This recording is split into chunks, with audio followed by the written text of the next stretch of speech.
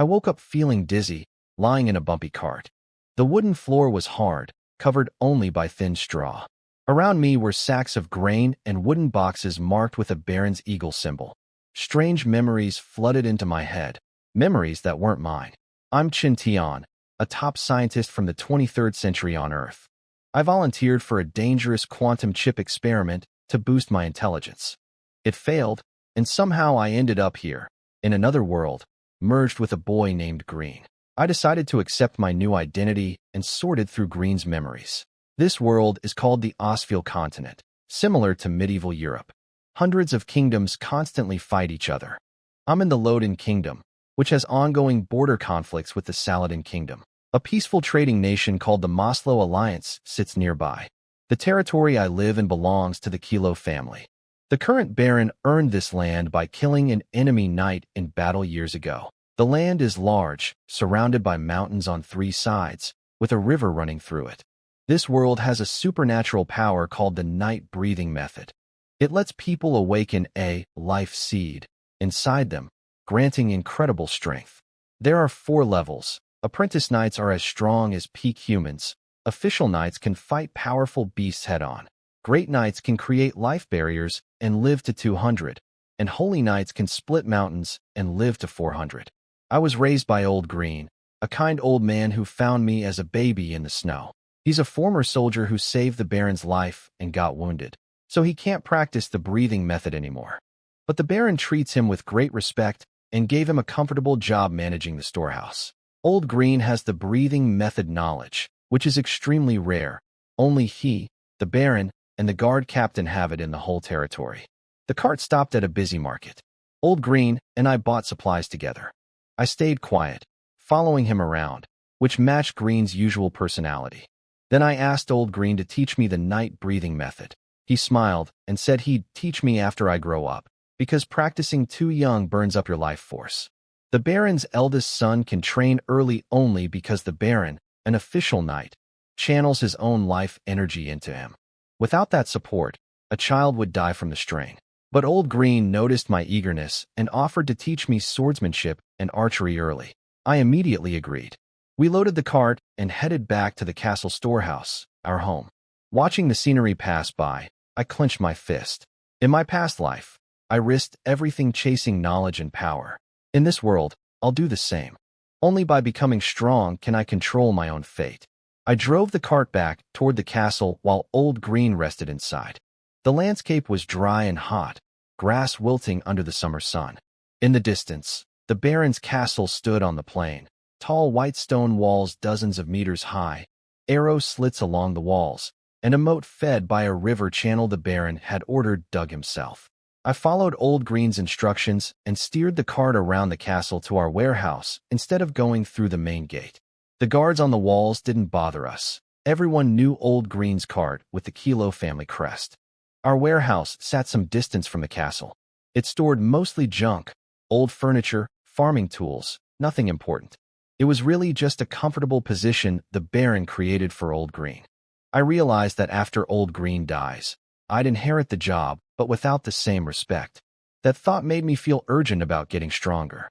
We unloaded the supplies, and I put the horse in the stable. Then Old Green told me to follow him inside the warehouse. He unlocked the big doors and led me deep inside, past piles of clutter, into the dark back section where everything was neatly organized. He stopped in front of a large cloth covering something. He pulled it away, revealing a suit of armor, his old armor from his days as a knight apprentice. It gleamed in the oil lamp's flickering light. Old Green touched it gently, lost in memories. Then he turned to me. "This armor is yours now. Tomorrow we begin real training. Are you ready?" I straightened my back and looked him in the eye. "I'm ready." He smiled and opened a box beside the armor. He handed me a sharp longsword and a metal bow. They were so heavy my arms dropped the moment I took them. I had to strain just to hold them up. These were only apprentice-level weapons. I couldn't imagine how powerful higher-level knights must be. Old Green told me to stop playing with the weapons and go make dinner.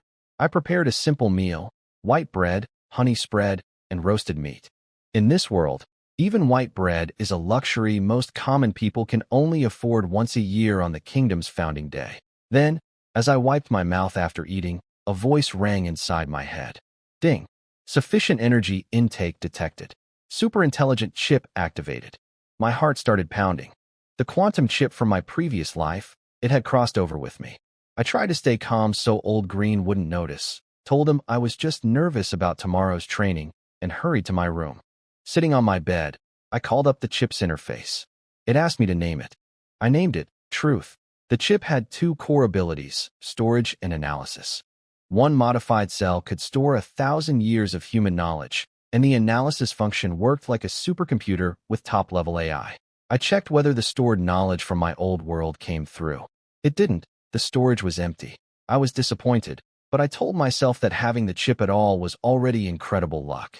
So I started recording everything I remembered from my past life, all my scientific knowledge, into the chip's storage. As a world-class scientist, the knowledge in my head was still a treasure. I turned off the light and lay in bed, but I didn't sleep. I spent the whole night uploading my memories into Truth. I overslept because I'd stayed up most of the night recording knowledge into the chip. Old Green woke me up, and I blamed my tiredness on excitement about training. He believed me and told me to get ready. After washing up, using just cloth rags and salt water since this world has no toothbrushes, I went down for breakfast. While eating, I tested the chip by having Truth analyze the white bread. It broke down every ingredient perfectly, 70% wheat flour, 20% water, 4% milk, and so on. The chip's analysis ability was impressive. Outside, Old Green had already set up a small training ground behind the warehouse, 3 targets, a wooden training dummy, and stone weights. He'd even cleared and leveled the ground. He must have woken up very early to do all this. I was deeply moved, but kept my feelings inside. The best way to repay him was to train hard. Old Green didn't let me start night training right away. My body wasn't ready. Instead, he had me do basic physical exercises first. With Truth analyzing my body and designing the perfect training plan, every movement I made was optimized. The chip gave me real-time stats: strength, 0.9, speed, 0.9, constitution, 1.0. A value of 1.0 equals an average adult in this world. At 16, I was already close thanks to good living conditions. The chip showed me exactly how to improve. Run 3 kilometers daily for a week to raise speed to 1.0. Throw stones 30 times daily for strength. Watching those numbers tick up, even by tiny amounts, kept me motivated. Months passed. I ran, lifted, jumped, threw stones, rode horses, every single day, rain or shine. My appetite grew huge, but Old Green's special status meant money wasn't a problem. People across the territory noticed my training. Common folk and castle guards watched me with envy, knowing I'd eventually learn the breathing method. When winter came and snow buried the roads, Old Green moved the training equipment near our house and announced it was time for sword training. He explained he'd only teach me the basics. His own swordsmanship was self-developed on the battlefield and suited only his body. I'd need to create my own style later after learning the breathing method. Old Green demonstrated with a wooden sword. Even a casual swing made the air rush around me. The chip immediately scanned his stats. Old Green, strength, 1.7, speed, 2.0, constitution, 0.7 to 1.5, damaged, only reaching 1.5 in combat at a permanent cost. Compared to my own numbers, strength, 1.2, speed, 1.3, constitution, 1.2, he completely outclassed me. And the scale wasn't linear. His speed of 2.0 meant he was 3 or 4 times faster than me. He showed me the fundamentals: slashing, thrusting, horizontal cuts, upward strikes, blocking, dodging. He explained how power should travel from the feet through the waist to the arms, and where on the blade to strike for maximum effect without breaking the sword. The chip recorded everything and adapted the movements to fit my body. When I picked up the wooden sword to practice, the chip corrected me in real time. My arm angle was off, losing 20% power. My waist rotation was insufficient, so I needed 3% more twist. With each swing I adjusted, and after just a few attempts, the deformity in my movements dropped below 3%. I felt the power flow smoothly through my whole body for the first time. Old Green was stunned. He watched me go from clumsy beginner to near-perfect form in minutes. After I finished demonstrating every basic move, He quietly walked back inside, clearly shaken by what he'd seen. I kept training, lost in the satisfying feeling of each clean strike. The chip calculated that after 3,000 full power repetitions of these basics, I'd gain 0.2 in strength, speed, and constitution each. The challenge was maintaining proper form at full power, so I decided to master the movements first, then gradually increase force. As I improved, my sword cuts through the air became quieter, a sign that each swing was perfectly aligned, with the blade cutting the smallest possible surface through the air. Eventually, Old Green came back and stopped me. He said I'd trained enough for today, and pushing further would hurt my body. I snapped out of my focused state and realized I was drenched in sweat, my skin flushed red, even in the winter cold. The chip said I could keep going, but I respected Old Green's judgment and followed him inside to eat. After dinner, I sat at my desk pretending to read a history book about the Lodin Kingdom, but I was actually checking my body's condition through the chip. I had a strained right forearm, bruising on my left shoulder, and tired waist muscles, but everything would heal in about 7 hours. I'd noticed my body recovers faster than normal people. Maybe it had something to do with my mysterious origins, but I decided not to dig into that until I had real power to protect myself. I put down the book and opened my window to look at the snowy landscape under the moonlight. Everything was peaceful and quiet. But just as I was about to close the window, I spotted a brief flash of firelight in the distance. It disappeared instantly. I pulled up the chip's recording to make sure I wasn't seeing things. The fire was real. I checked it against the territory map I'd been building during my daily runs. The light came from the outer side of the Annabole Mountains, near the Nassen River, the same river that flows through the Baron's territory. Old Green and I both immediately understood someone might be planning to attack the territory. I went straight to Old Green's room and knocked hard. I told him everything. He pulled out a detailed map and asked me to mark where I saw the light. I pointed to a rough area, hiding the fact that the chip had calculated the exact position. Old Green guessed it was probably a scouting party. Winter conditions were too harsh for an actual attack, but this was still bad news. He decided we needed to tell the Baron right away. I hitched up the cart, and we drove through the snow to the castle under the moonlight. The guards on the walls recognized Old Green's cart by its Kilo family eagle crest. The patrol leader, Callant, was unsure about waking the Baron, but considering Old Green's relationship with him, he went to deliver the message personally. They brought us into a guard restroom and served us hot tea. The guards kept glancing at me with envy. The orphan who got lucky enough to be raised by Old Green and would likely inherit his breathing method. The castle steward, Basil, came to escort Old Green to meet the Baron. I waited behind. When Old Green returned, his face was grim. He told me the Baron had heard rumors years ago that the Saladin kingdom had found a passage through the Annabole Mountains leading directly to the Lodin kingdom border. Everyone had dismissed it as unlikely, but tonight's firelight suggested it might be true. The Baron was sending his guard captain OSS and a large squad to investigate immediately. The guards around us looked worried too. Nobody wanted war. Real battlefields meant real death. Old Green and I stayed in the castle that night. Going back to the warehouse would have been foolish with potential enemies nearby. The steward Basil arranged a guest room for us. I couldn't sleep.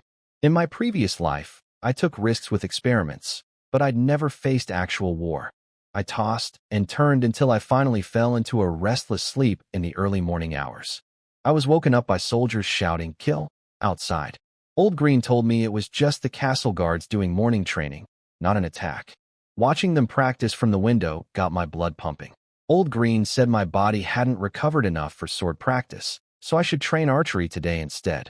But I decided to tell him a secret. My body recovers much faster than normal people. He was shocked and checked me over carefully to make sure I wasn't lying just to rush into learning the breathing method. After confirming it was true, Old Green said something that made my heart race. I could start learning the breathing method ahead of schedule, but not right now. I needed to calm down first after the stress of recent events.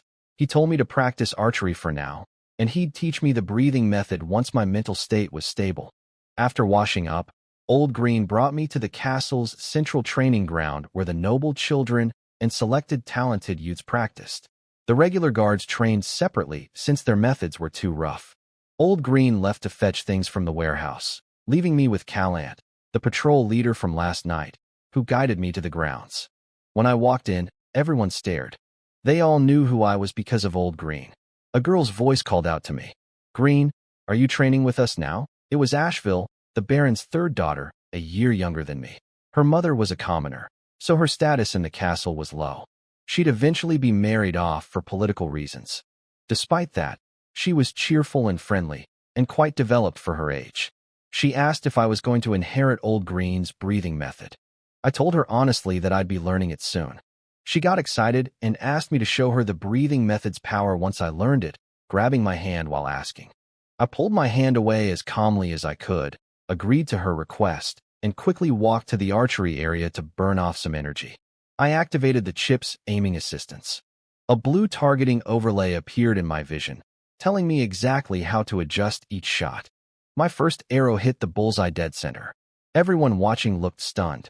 Asheville rushed over to help load arrows for me. She shot warning looks at the other girls around us, staking her claim. I could tell this was causing tension. In this territory, I'm apparently considered one of the top 3 catches among the young men. The other 2 are Clocaron, the Baron's eldest son who's almost a knight apprentice already, and Ocart, the guard captain's son who was born naturally strong. Higher status noble girls chase those 2. The lower status girls target me. I have no baggage. I'm guaranteed to inherit a breathing method, and if I manage to become a real knight someday, my position would skyrocket. The news that I'd be learning the breathing method early spread instantly. Even the higher-ranking noble children started looking at me differently. I ignored all the attention and focused on training. Arrow after arrow hit the targets with increasing accuracy. The chip corrected every tiny flaw in my form. After 100 shots, I was practically a sharpshooter. The chip warned me to stop before I damaged my muscles. I needed to be in good shape for learning the breathing method. By then, most people had left the training ground. Asheville invited me to eat together. I had no reason to refuse since the noble dining hall was the best option available to me. She grabbed my hand happily and led the way. But 2 other girls suddenly stepped in front of us. Layla, the Baron's 4th daughter in a similar situation to Asheville, and Mia, a distant relative of the Baron whose family had fallen on hard times. Layla had a more mature look about her. Mia seemed shy and helpless, but I wasn't fooled. Anyone bold enough to team up and intercept Asheville wasn't as innocent as she looked. I suggested we all eat together. Asheville kept smiling sweetly, but her expression had darkened the moment those 2 appeared. Our group of 2 became 4, with me in the middle, and the atmosphere turned delicate. At the noble dining hall, the table in front of me was loaded with expensive food, goose liver, spiced stew, truffles, and meats I'd never seen before. This was way beyond the usual white bread and stew. The 3 girls must have spent a lot to arrange this feast, though I wasn't sure if it was their own idea or their families pushing them. While I focused on eating, everyone else in the dining hall was focused on us. I could hear whispers from nearby tables, people gossiping about which of the 3 girls had the best chance with me. Some thought Asheville was winning since she was practically clinging to me. Others mentioned Mia had no chance because of her low status. Then someone brought up Lilith, the Baron's eldest daughter, saying the Baron might marry her to me if my potential was high enough. That name changed the mood instantly.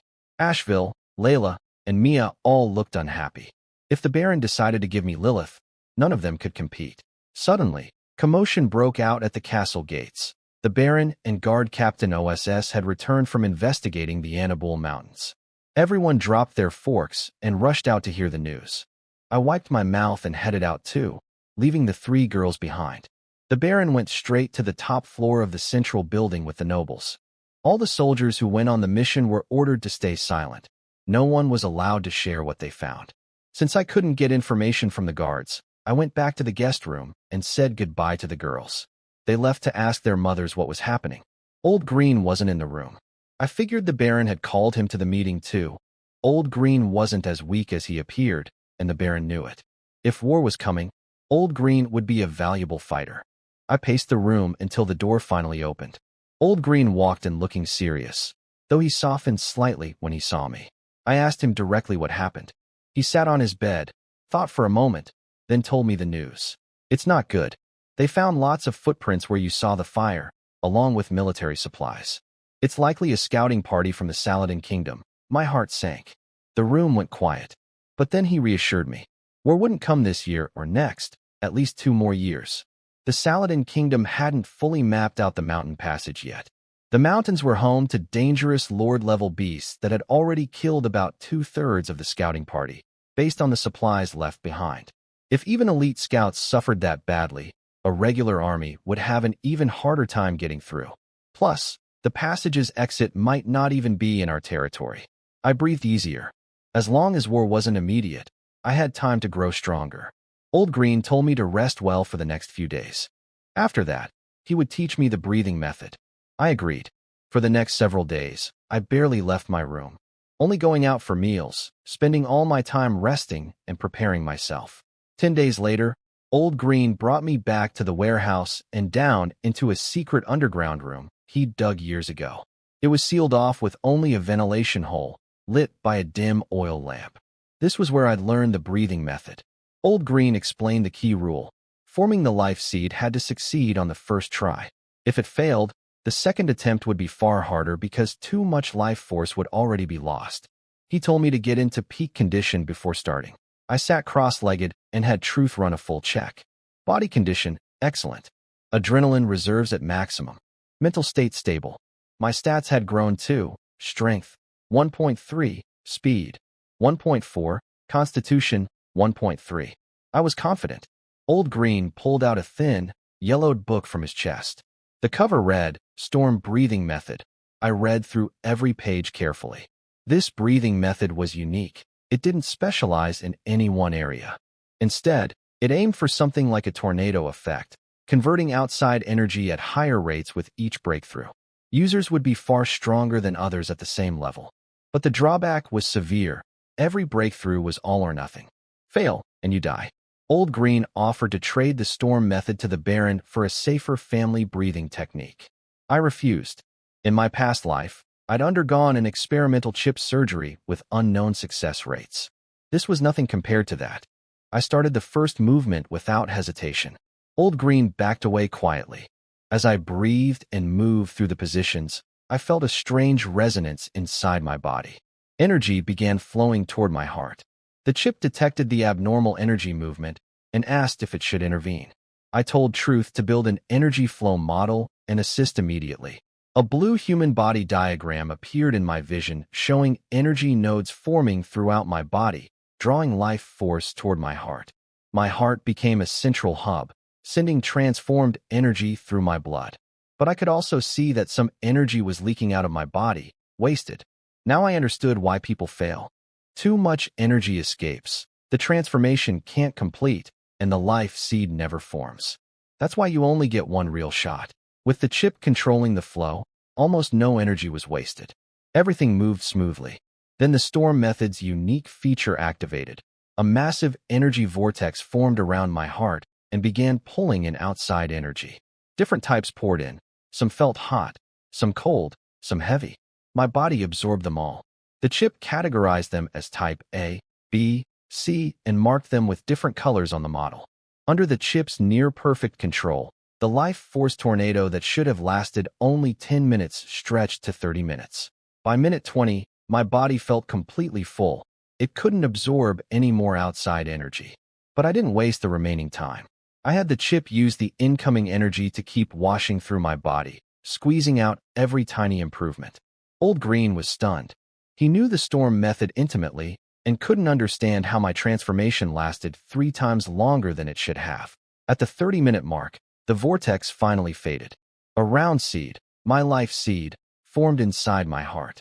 I could feel it sitting there like a glass marble, quiet and still.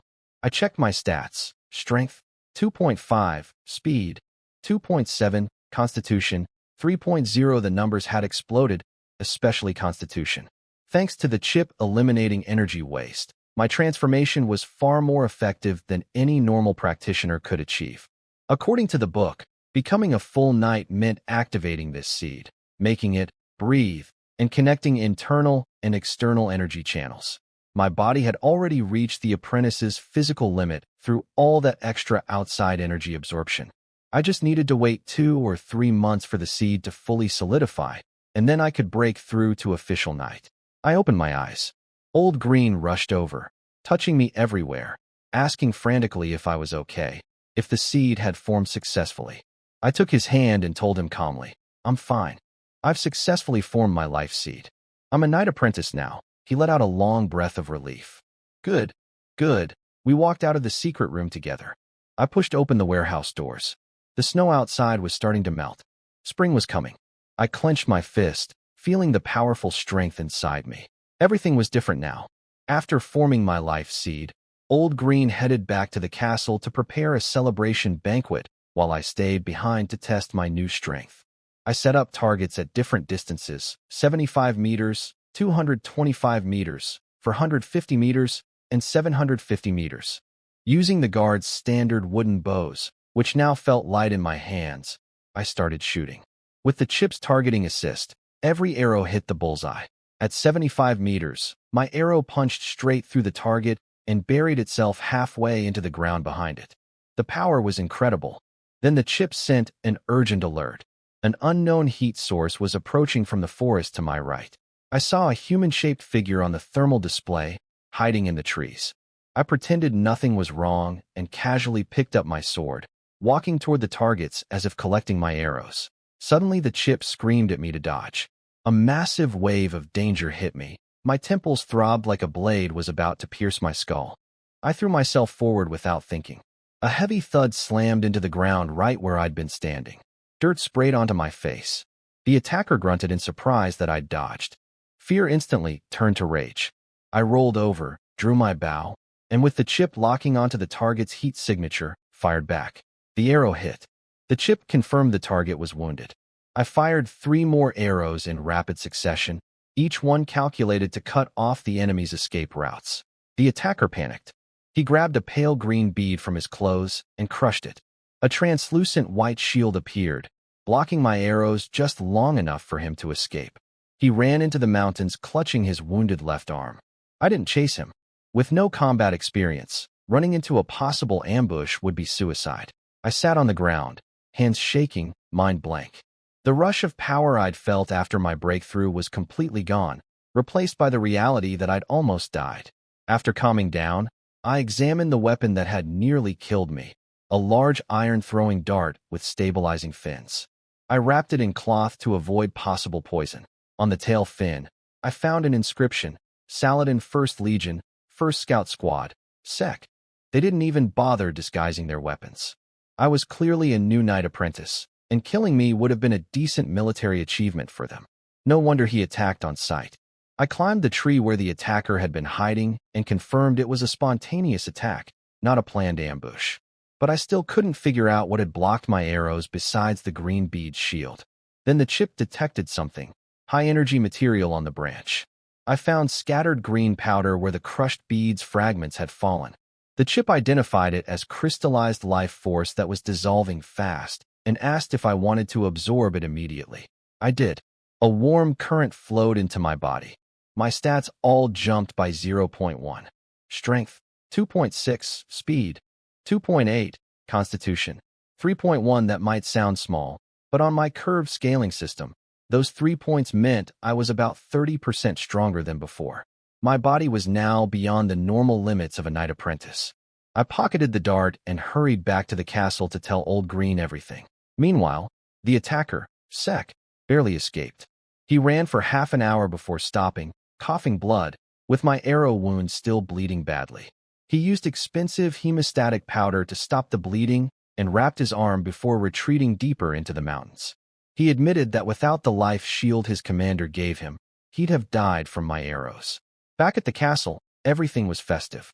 Old Green had already told everyone I'd become a knight apprentice, the first among the territory's young generation. The whole castle was buzzing. Servants hung tapestries with the kilo eagle crest. Cooks prepared a feast. In the entire Baron's territory, I now ranked among the top 3 fighters, which was a huge deal for such a small domain. But I had no mood for celebration. The moment I arrived, I turned down everyone's congratulations and went straight to Old Green. I showed him the iron dart and told him about the attack. His face went pale when he heard. I also showed him the green powder I'd collected.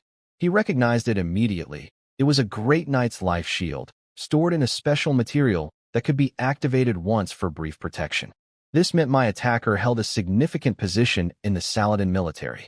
Old Green's expression turned grave. If their scouts were already bold enough to attack openly, war might come by autumn, much sooner than the 2 years we'd estimated. He asked what I planned to do. I could tell he wanted me to leave the territory. As a knight apprentice, I had no obligation to stay and fight for the Baron.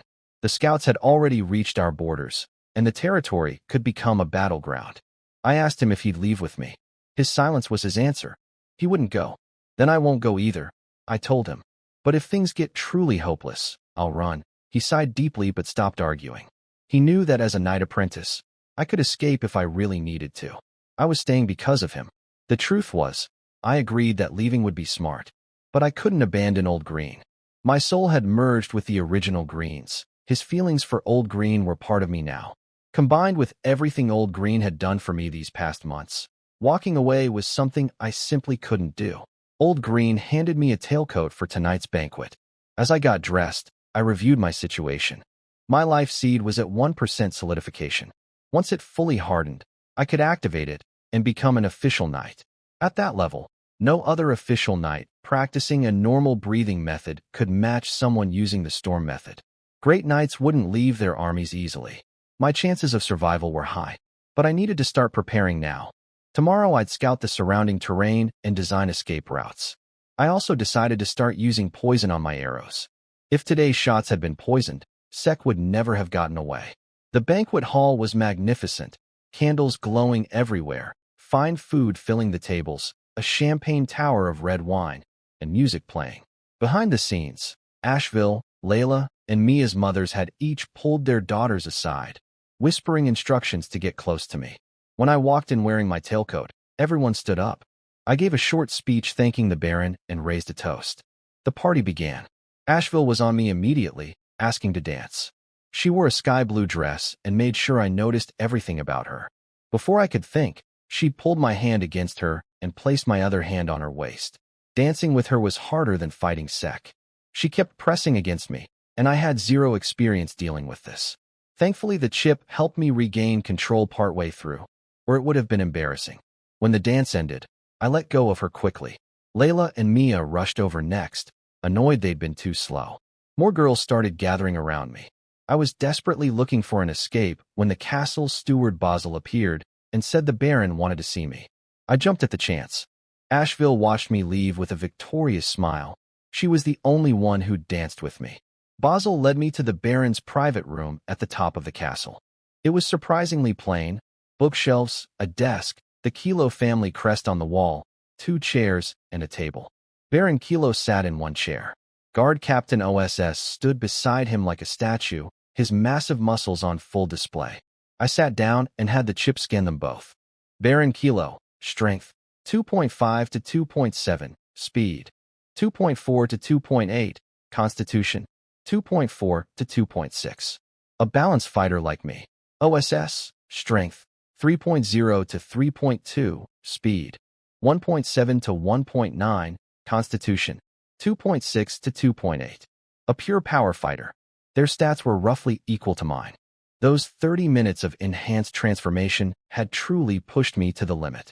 If we fought, my archery might actually give me the edge. The Baron offered me the position of castle training instructor. Instead of accepting, I told him about Sek's attack. I explained that I needed to focus entirely on getting stronger rather than taking on responsibilities. The Baron saw the determination in my eyes and didn't push. He told me the position would always be open when I was ready. We chatted casually for a while, then I excused myself. After I left, the Baron and OSS discussed me. OSS was impressed that I'd shown no fear in front of 2 official knights. The Baron revealed he'd fully released the pressure of his life seed during our meeting, and I hadn't reacted at all. The truth was, I hadn't even noticed. My soul was too strong to feel that kind of pressure. The chip detected some energy resonance, but I personally felt nothing. Being too powerful had made me numb to subtle things, a strange problem to have. The Baron wasn't worried about me refusing the position.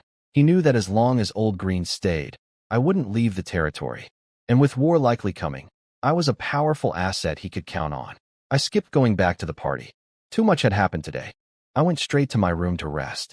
Over the next few days, I asked the steward Basil to find me some poison for my arrows. He agreed without question, since I just needed to wait for my life seed to solidify before becoming an official knight. I turned my attention to my original passion, science. I'd pursued power first because I had to survive, but now I wanted to understand the deeper nature of this world's forces. Using my status, I accessed the castle library and recorded every book into the chip. Most were history or literary works. This world controlled knowledge very tightly. Without Old Green, I'd probably be illiterate. But 3 books caught my attention: Wizard Legend, Mysterious Continent, and Mind Enhancement. They looked like ordinary adventure novels, but the chip detected hidden codes woven into the text. After stripping away the filler, the books contained encrypted information. The encryption was incredibly sophisticated, far beyond what this world's known mathematics should be capable of. After 3 days, the chip was only at 77% decryption. This world was hiding secrets. For practical training, I started hunting in the forest on the opposite side of the mountains from where Sek had appeared. I needed real combat experience, and the forest was full of powerful beasts now that spring had arrived. The chip guided me to a clearing where 2 massive creatures were locked in a standoff. A below's black boar the size of a small hill, covered in mud armor with enormous tusks, and a mountain storm bear, for meters long with devastating claws. The boar's stats were higher overall: strength 3.3 to 3.5, constitution 3.6 to 3.8. The bear was slightly weaker but smarter. I watched as the bear circled the boar patiently, closing the distance bit by bit. When the boar charged, the bear stood up on its hind legs like a human, sidestepped, and slammed its paw down on the boar's exposed belly. A few more strikes, and the boar was dead. I decided to fight the bear with my sword to build close combat experience. My speed far exceeded the bear's, so I could control the pace. I threw a rock to get its attention, and when it charged, I dodged low and slashed its left foreleg. The bear went berserk, but rage didn't help against my speed and the chip's combat predictions. I circled it like a mosquito it couldn't swat, cutting it from every blind spot. After dozens of wounds, the bear collapsed from blood loss. But I didn't approach. The chip showed its heart was still beating. Bears are famous for playing dead. I drew my bow and shot it. The bear leaped up for one final charge. My second arrow went straight into its skull. It dropped for good. I tied both carcasses together and dragged them back to the castle. The guards were stunned. These were knight-level creatures. I told them to have the cooks prepare the meat quickly before the life energy faded. The best parts would go to me and Old Green, and the rest would be shared with everyone in the castle. News of my hunt spread through the castle instantly. People figured I'd gotten lucky since the 2 beasts had fought each other first. But the sword wounds on the bear and the killing arrow proved I'd fought it head-on. My reputation grew even more. Everyone in the castle enjoyed the feast from my hunt. The life energy in knight-level meat was especially valuable for the young trainees. Eating it before attempting the breathing method could improve their chances of forming a life seed. The Baron even had some meat stored in an ice cellar, sealed with his own life force to preserve the energy for future use. I was more focused on Old Green. When he asked how I'd killed 2 knight-level beasts, I told him I got lucky and caught them after they fought each other. It wasn't exactly a lie. I just left out the part where I solo killed the bear at full strength without taking a scratch. After dinner, I checked Old Green's stats. His constitution had gone up by 0.1 from the meal. That gave me an idea. If I kept hunting these creatures regularly, I could help Old Green live longer, even if I couldn't fully heal his injuries. Back in my room, I checked the book decryption progress, 79%, with about 10 more days to go. Nothing I could rush. I turned to another project the chip had been working on, analyzing the true nature of life force and outside energy. The results were fascinating. Life force is essentially the body's ability to convert external energy. This conversion peaks between ages 18 and 25, which lines up perfectly with what I knew from my past life about cellular metabolism. After that age, cells gradually lose their ability to divide and regenerate efficiently. This explained why breakthroughs have to happen around age 18. That's when cells have the most potential for energy conversion. Knight-level creature meat works because it contains dense, easily converted life energy that supplements what the body produces naturally during a breakthrough. The real bottleneck is capacity, how much energy a person can store. If your natural capacity is too low, you simply can't sustain a breakthrough. This capacity seems partially hereditary too, based on what I'd observed about OSS and his son Occart. Bloodline theory actually had some scientific basis in this world. I couldn't go deeper with my research yet. Until my life seed activated and I could control life force directly, I was stuck at a theoretical level. I sighed. This world chased power, but nobody studied its fundamentals. There weren't even proper research tools. I'd already decided that once Old Green passed away, I'd head to the Kalos Alliance, a coastal trading nation with at least some level of scientific development. For now, I focused on combat training. I had the chip launch a simulated battle. Blue light flashed, and my consciousness entered a virtual environment. Trees, cool breeze, remarkably realistic. Then a Below's black boar and a mountain storm bear appeared right next to me, ready to attack simultaneously. I smiled. This was the kind of challenge I needed. I raised my sword and began fighting, guided by the chip's real-time analysis. Night after night of simulated battles against every type of beast I'd encountered, my combat experience grew rapidly. I was developing my own fighting style. In the chip's simulation space, I fought 3 mountain storm bears at once. The chip made them use teamwork, coordinating attacks to trap me. It was brutal. I managed to kill all 3, but the last bear sacrificed itself, taking my sword through its heart just to land one final strike that tore off my left arm and ripped away most of my shoulder. Lying on the ground in the simulation, blood pouring out, pain flooding in as the simulated adrenaline faded, I felt real fear. If this had been reality, I'd be dead. The lesson was clear. Never underestimate a dying creature's final burst of strength. I ended the simulation. The forest dissolved into pixels, and I was back staring at my castle bedroom ceiling, both arms intact. The mental exhaustion knocked me out instantly. 10 days passed since my first big hunt. I went into the forest daily, and my skills sharpened dramatically.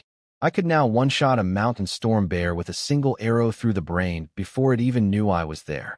But I noticed something alarming. The powerful beasts from deep in the Annibal Mountains were migrating outward, toward the forest edges. The creatures I encountered were getting stronger, approaching the upper limits of night level. Based on normal distribution, great night-level beasts would appear soon. Something was pushing them out of their territories. The only thing that could displace apex predators like the raging mountain giant bear deep in the mountains was a human military operation, a large one. I had the chip build a prediction model for when the Saladin kingdom would attack, factoring in everything. Their doubled tax revenue last year with no visible increase in noble wealth, meaning funds were being diverted secretly. Increased grain purchases through the Maslow Alliance's port, likely for military supplies. The internal chaos in the Lodin kingdom, where the Baron's warning to the Grand Duke had apparently been suppressed by political infighting among the high nobility, and the accelerating beast migration pattern. The result, 90 to 150 days. Each time I ran the model with new data, the timeline got shorter. The Saladin kingdom was moving faster than anyone expected. The Lodin kingdom's leadership was too busy fighting among themselves to respond. My face went dark. I pulled the dead bear behind me and walked back to the castle without looking back. I had just stepped out of the forest when Asheville, Layla, and Mia came running toward me, their faces full of panic. Something was clearly very wrong. Asheville blurted out the news. Grand Duke Lodahan had betrayed the Lodin kingdom and joined the Saladin kingdom. War had been declared. Our territory had been abandoned. I dropped the bear carcass and hurried back to the castle with them. Inside, everything was chaos. Servants couldn't work. Guards stared blankly at nothing. Everyone's face showed fear and confusion. I found Old Green sitting on his bed, looking completely defeated. He told me the full story. Lodahan had been the first line of defense against Saladin for generations. In the early days, the king supported him with supplies while the duke provided military strength. But as kings changed, the relationship soured. The crown wanted to reclaim the duke's territory. They started cutting his supply lines, and during the last war, the Bauhinia campaign, they cut off support entirely. Lodahan barely survived. Betrayed by his own kingdom, the duke knew he couldn't withstand the next attack alone. So he secretly contacted the Saladin kingdom and surrendered. He handed over the Ancillus fortress, and Saladin's army marched in. 1/3 of the Lodin kingdom fell overnight. This was devastating for us. The Baron's territory had been protected by that fortress. Now there was nothing between us and the enemy except the Annabelle Mountains, and Saladin's forces were already pushing through those. Our territory sat on the upper section of the river, flowing from the mountains. If the enemy captured it, they could use the river to rapidly transport troops and supplies downstream. We were a strategic target. A Baron's territory couldn't fight a kingdom's army. The Baron had decided to flee. Surrendering was pointless. He wasn't valuable enough to keep around. His lands would be seized and his wealth divided. Better to grab what he could and escape to another country, where his money and knight-level strength could at least buy a comfortable life. Old Green was crushed not because of the escape plan, but because of Lodahan's betrayal. He'd fought in the Bohemia campaign under Lodahan's banner and had always been proud of it. Now that pride was worthless. The Baron and Guard Captain OSS felt the same way. I understood that feeling. In my past life, rivals had constantly attacked my reputation, my research, my personal life. I knew what it felt like to have something you valued torn apart. I asked Old Green the question that mattered most. Would he leave? "I'm not that stubborn," he said, though his eyes were still full of sadness. "The fortress is gone. There's nothing left to stay for." He told me the Baron had already warned the common people to start evacuating. The hatred between the two kingdoms was centuries deep. The Saladin army would likely massacre civilians when they arrived. He told me to pack my things. We'd leave with the Baron in 2 days. I breathed a deep sigh of relief. If he'd refused to go, I would have forced him. But now there were no obstacles. I started packing. The Baron gathered everyone in the castle and released them from their contracts. Those who wanted to leave on their own received payment for their years of service. Most servants chose to go their separate ways. Only a small group stayed, mainly guards and young breathing method candidates who were loyal to the Baron. Asheville, Layla, and Mia had no choice but to come with us. As noble women, they'd face terrible things if captured by the Saladin army. Over 2 days, I learned the escape plan. We couldn't head south toward the capital. That route passed through the traitor Duke Lodahan's territory. Instead, we'd go north across the Visa's plains, then turn toward a Lindle port in the Maslow Alliance. The Maslow Alliance welcomed wealthy refugees even though they rejected common ones. As long as we reached the port with our money and strength intact, we'd be fine. Streams of refugees were already passing through the territory, frightened, exhausted people heading toward the capital with hollow eyes. I watched them from the castle wall and sighed. The capital would never let them in. They'd be kicked around between territories, and some were surely Saladin spies planted among the crowd to cause chaos. I spent the 2 days completely overhauling our cart, replacing every worn part, reinforcing the frame, stripping unnecessary weight, and loading it with as much food and water as possible. By sunset on the second day, about a dozen carts stood ready in the training ground. Nearly 100 people made up our convoy, guards on horseback, families in wagons, everything packed tight. The Baron, Guard Captain OSS, and I stood on the castle wall, waiting for the scouts to report on the Saladin army's position. I asked OSS about the Maslow Alliance since he'd visited Lindle port years ago. His eyes lit up. He described a place completely different from our kingdoms, governed by a parliament instead of a king, with a massive port where ships from countries across the sea traded goods. No nobility, just wealthy merchants and elected officials. Knight apprentices were common on the streets, and official knights were far more numerous than in either the Lodin or Saladin kingdoms. Yet strangely, the alliance never expanded or fought wars, and both warring kingdoms tolerated its practice of selling supplies to both sides. The journey would take about 6 months. The main dangers were crossing the Visa's plains, a wasteland between us and the port crawling with bandits who preyed on merchant caravans. With refugees and fleeing nobles flooding the route, the bandits would be having a feast. But I raised another concern. We shouldn't only worry about bandits. Other fleeing Lodin nobles might be just as dangerous. With no laws or authority on the plains, some might decide that robbing fellow refugees was the easiest way to arrive at a Lindle with more wealth. The Baron and OSS both went quiet. They hadn't considered that. "You're right," the Baron said. "We'll need to be careful around other noble convoys too." The 3 of us began planning our formation and security arrangements for the journey across the plains. Scouts burst out of the forest shouting that the Saladin army was only a day away. The Baron's face went dark and he ordered everyone to move immediately. Despite some panic, the pre-planned formation held together. We rolled out with the Baron leading, OSS at the rear, and my cart in the middle so I could support either end with my bow. I watched the territory I'd known fade behind us. Dozens of carts and 30 or 40 guards pushed forward day and night through dense forest roads. The heavily loaded food wagons moved slowly. Everyone had to walk alongside the carts in shifts. After days of non-stop travel with no real rest, exhaustion showed on every face. Everyone except me. I felt fine, and I had a good reason. The chip had finally finished decrypting those 3 books. The decoded content revealed something called Basic Meditation Method. The chip warned there was some risk of mental influence during the information transfer. I accepted anyway. Strange information flowed into my brain like reading a book with my eyes closed. The words dissolved after I absorbed them, embedding directly into my mind. Here's what I learned. The 3 novels were actually a recruitment tool created by an organization called the White House Academy, a group of white wizards from the eastern coast of the wizard world. They believe in advancing human civilization alongside ordinary people. The books were designed so that anyone with enough natural talent would unconsciously react to hidden symbols in the text. Someone with sufficient talent who read all 3 books would unlock the hidden wizard knowledge inside.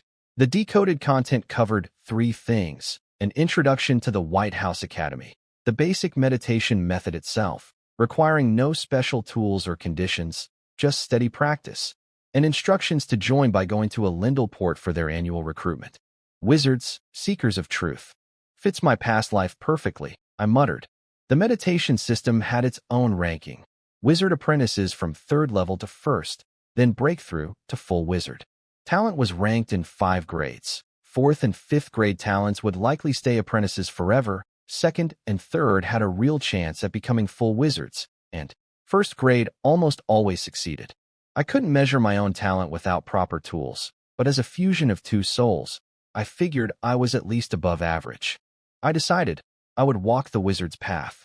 But meditation required quiet conditions, especially for beginners. The creaking convoy was no place for it. Then the chip flashed a warning. 5 unknown heat sources trailing our convoy. I switched to thermal vision. 5 figures were sneaking along behind us through the trees. I scanned their stats. For ordinary night-level fighters and 1 peak night level. 2 organized to be bandits.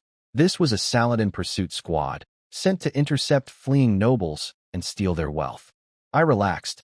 If they'd sent a great knight, I'd worry. But night-level fighters?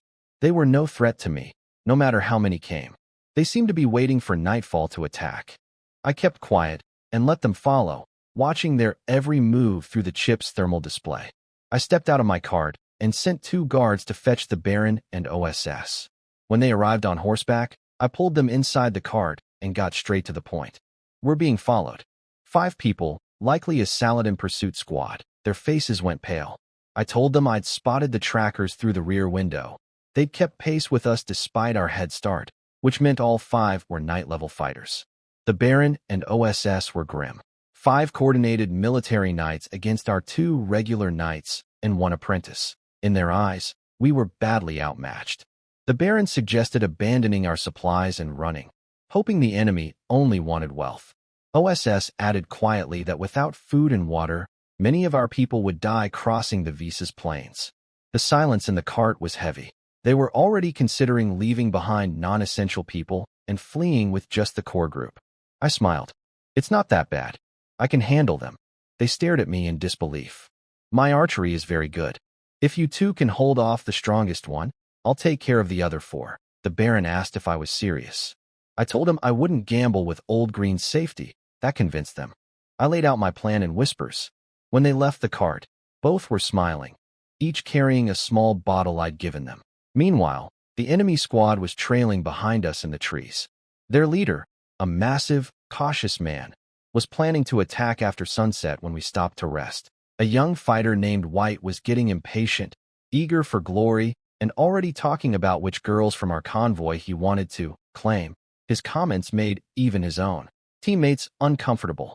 White was apparently a prodigy, a knight apprentice who became an official knight in just 3 years, considered the most likely in his legion to reach Great Knight.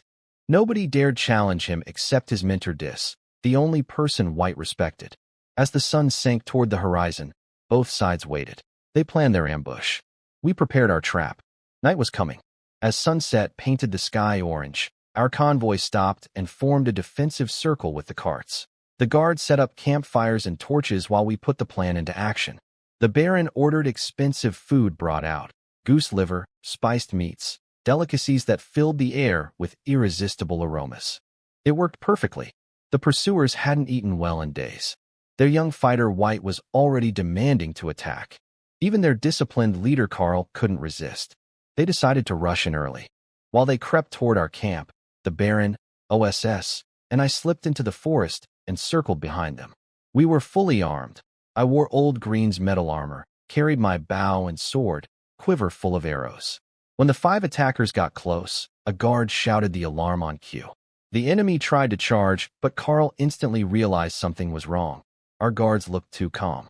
He screamed for retreat. That's when the hidden guards inside the carts threw open the shutters and unleashed a volley of arrows. 3 of the 5 were hit, 2 through the hands, 1 through the thigh. Carl dodged and grabbed the wounded man, throwing him over his shoulder as they all sprinted toward the forest. They thought they were safe. They hadn't checked what was ahead. I fired 5 arrows in rapid succession. Every one hit its target in the chest. All 4 runners crashed to the ground. The man being carried took an arrow in the backside.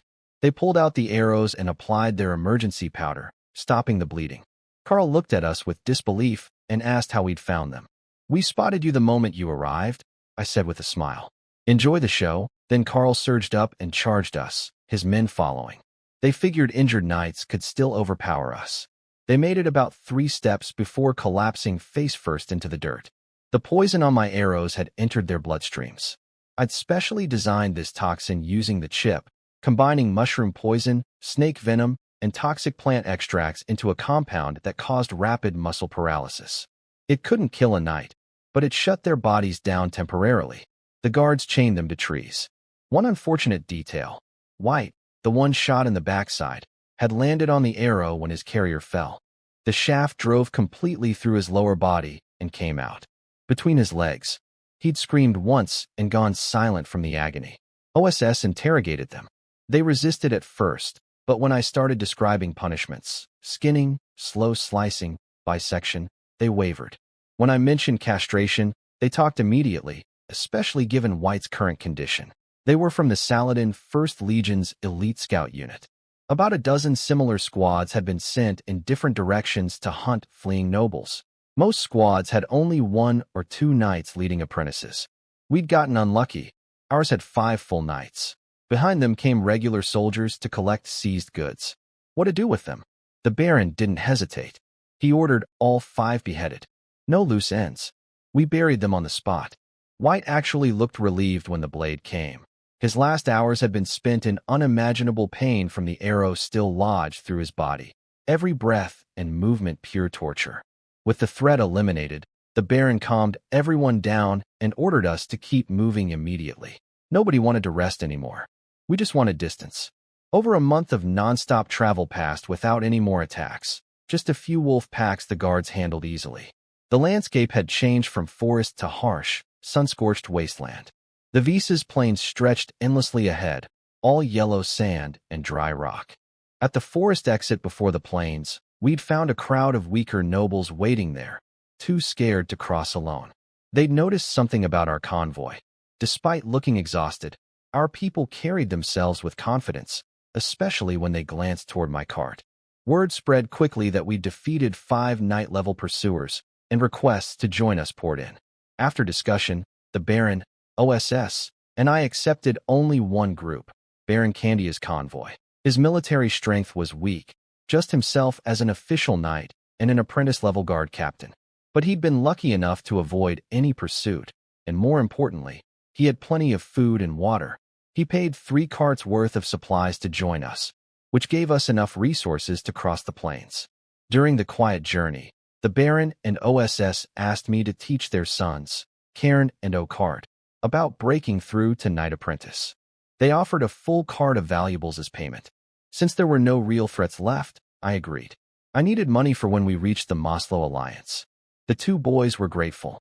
After each lesson, they'd walk away marveling at how clearly I explained things compared to their fathers, who could only vaguely describe what their breakthroughs had felt like.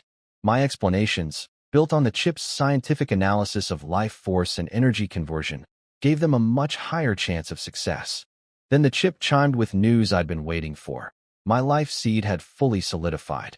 I could now break through to official night. According to the storm breathing method, activating the life seed meant giving it a function like a second heart, connecting internal and external energy channels so it could absorb outside energy with every breath and feed it back to the body. Over time, the seed would store more energy. Reaching Great Night meant activating that stored energy, letting the seed take root and grow, enabling it to extract and manipulate outside energy on a larger scale, eventually forming the life barrier shield. The book described each stage in detail up to official night, but said nothing about breaking through to Great Night. The reason was obvious. Nobody who practiced the storm method had ever made it that far. Each breakthrough carried escalating risk, and the night to Great Night transition was the most dangerous of all. I also still hadn't practiced the basic meditation method from the Decoded Wizard books. First-time meditation required a quiet environment, which the creaking convoy couldn't provide. That would have to wait until we settled in the Maslow Alliance. Just as I was thinking about when to attempt my night breakthrough, someone knocked on my window. The scouts had found a river ahead. Both barons wanted to know if I agreed to camp there overnight and refill our water supplies. Perfect timing, exactly what I needed. I told them I had no objections. The convoy reached the river and set up camp in the usual circular formation. Everyone could finally rest properly. I found Old Green by the river at dusk, filling water jugs. He looked tired from the month of travel, though the night-level meat he'd eaten earlier kept his life force stable. When I told him I was ready to break through to official night, he grabbed my arms, his face torn between hope and fear. He knew the storm method meant risking death again. Are you sure? Why so rushed? His voice was full of guilt. He blamed himself for teaching me such a dangerous method, for being the reason I pushed so hard. I patted his hand gently. The success rate is over 90%. I'll be fine. I left camp and crossed several hills into the empty wasteland. Finding no natural shelter, I dug a cave underground using a shovel I'd brought. With my night-level strength, I carved out a 3-by-3-meter chamber in about an hour. I sealed the entrance, left a breathing hole, and began. As I cycled through the breathing positions, energy inside my body started resonating with my life seed. The seed vibrated faster and faster until it shattered, releasing all its stored life force. Searing pain exploded through every part of my body. What the? I cursed in Chinese from my old life. The chip immediately blocked pain perception, and the agony vanished like a receding tide. The real work began. The chip formed a massive energy vortex at my heart, far larger than the one during my apprentice breakthrough. Outside energy poured in, transforming my body. I hit my physical limit even faster than expected. The chip was too efficient. But I planned for this. Based on my research, I knew life seeds worked like secondary hearts. And some creatures have multiple hearts. Octopuses have 3. I designed a program to split my single seed into 5, placing one in each major organ: heart, liver, spleen, lungs, and kidneys. Only the chip could manage such precise energy manipulation. The heart vortex trembled, then divided. 5 smaller vortexes formed across my organs, each one absorbing outside energy independently. My body broke past its previous limit and entered a higher level. When the energy finally peaked, all 5 vortexes condensed into 5 life seeds. I activated their breathing function. All 5 seeds pulsed in perfect sync, identical frequency, no energy conflicts. Only the chip could achieve this, like creating 5 identical snowflakes. The entire process went flawlessly, exactly as my millions of simulations had predicted. My new stats were staggering. Strength, 5.2, with energy boost. Speed, 4.8. Constitution, 5.2, with energy boost. The human genetic ceiling was 5.0 across all attributes. Great Nights typically range from 4 to 5. I was already beyond that, with external energy enhancement that supposedly only Holy Knights possessed. At this level, Even a zero point 0.1 difference meant total domination in combat. I clenched my fist and channeled energy into it, then punched the cave wall. The entire underground chamber collapsed on top of me. I crawled out of the rubble, spitting dirt. Next time I test my strength, I'm finding a proper location. The chip calculated that my punch released about 7.5 million joules, equivalent to a main battle tank's high-explosive shell. But I noticed something strange. The destruction was far less than that energy should have caused. No massive explosion, no thunderous noise, just a cave-in. This world's physics suppressed energy spread, concentrating destructive force on individual targets rather than causing area-wide devastation. Fascinating, but I couldn't investigate further without proper equipment. I dusted myself off and headed back to camp. On my way back to camp, the chip detected 3 heat sources hiding in the sand ahead, an ambush. I kept walking calmly while scanning them. All 3 were night level. After what I'd just become, they were no threat at all. I walked straight into their trap. They sprang out simultaneously, one from the front throwing sand at my eyes, 2 from the sides with daggers. Their coordination was tight, deadly against any normal knight. But to me, they moved like they were underwater. I swatted the 2 side attackers' daggers with my open palms.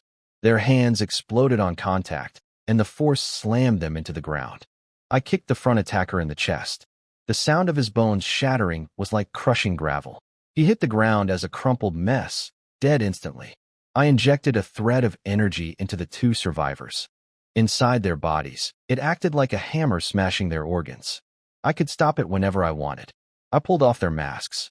2 men, middle-aged. I paused the internal destruction and asked who sent them. They talked immediately. They were assassins from the Shadow Organization, a freelance platform where killers pick bounty jobs. The Saladin Kingdom had posted a hit on me after I killed their 5 knights, including one with great knight potential. They couldn't spare troops to chase me, so they outsourced my assassination. Then the important question: how did they know I'd left camp? Baron Candia. He'd been bribed to monitor my movements. When I left camp, he told them which direction I went, and they set up the ambush. The chip confirmed through micro-expression analysis that they were telling the truth. I released enough killing intent that both men lost control of their bladders. Then I pulled it back and crouched in front of them. Want to live or die? Live, live. They scrambled to their knees, kowtowing desperately. They introduced themselves as Wade and Dyla. I asked if the Shadow Organization would keep sending assassins. Wade explained it was just a loose platform. They posted bounties, killers chose jobs. Their 3-knight team was already top tier. Anything higher would just be more knights, or maybe a great knight, which clearly wouldn't be a problem for me either. The real solution was getting the Saladin Kingdom to cancel the bounty. I gave them one task: come back to camp and identify Baron Candia for me. After that, they could leave. They agreed frantically. As we walked back, I deliberately turned my back to them. Neither made a move. They were too terrified. They just quietly treated their wounds and followed. Of course, I wasn't actually exposed.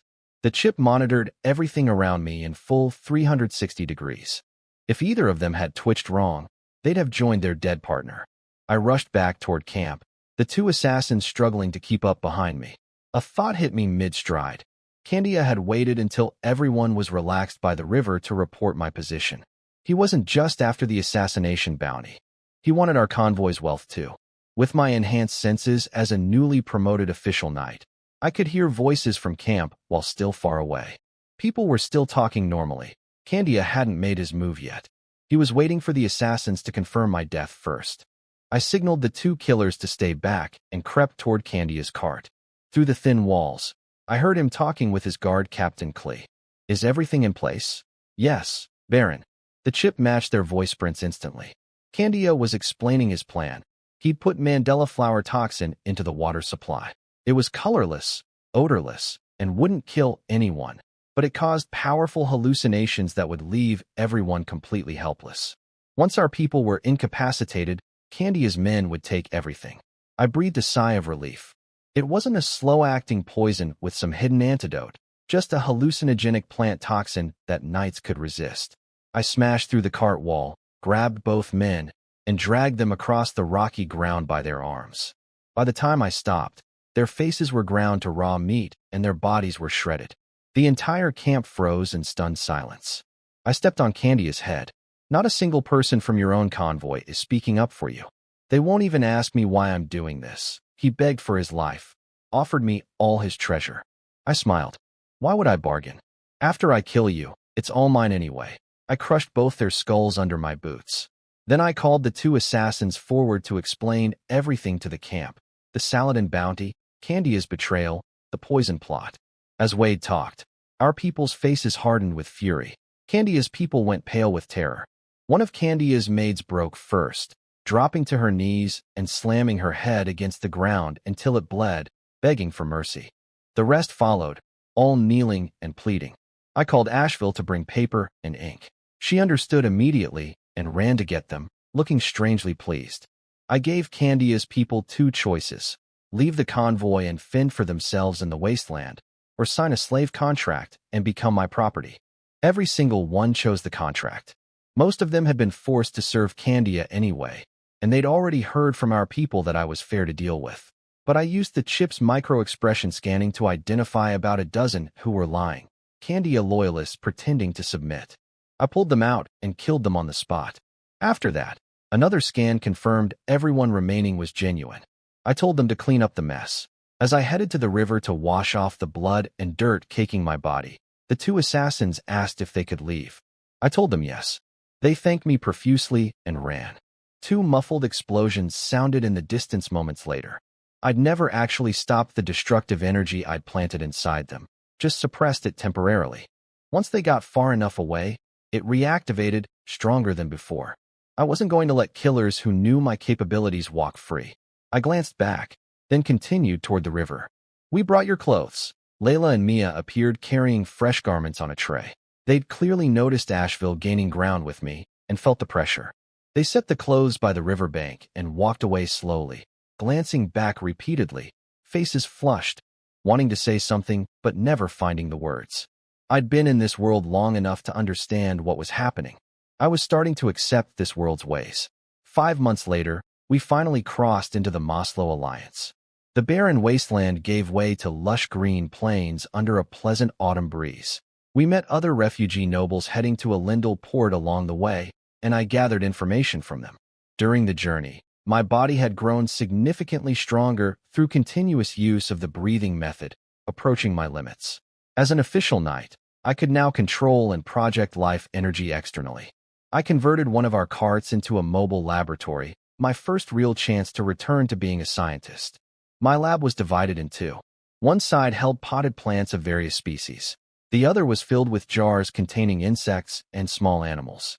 I'd been experimenting with how life energy affects different organisms. The results were fascinating. Plants, given life energy, tended to extend their lifespan rather than mutate, with flowers lengthening their blooming period to spread more seeds. Insects reacted completely differently. They grew enormous and developed extreme attack organs, but their lifespans shortened drastically. Even when I tried to interfere with this pattern, they'd return to aggressive growth once I stopped. Mammals improved overall when infused with life energy, but the enhancement faded once the external energy ran out. I watched my latest experiment, a half-meter centipede I'd grown through life energy infusion, die in its jar, having reached its cellular limits. I dissolved it with a special corrosive solution I'd developed for disposing of failed specimens.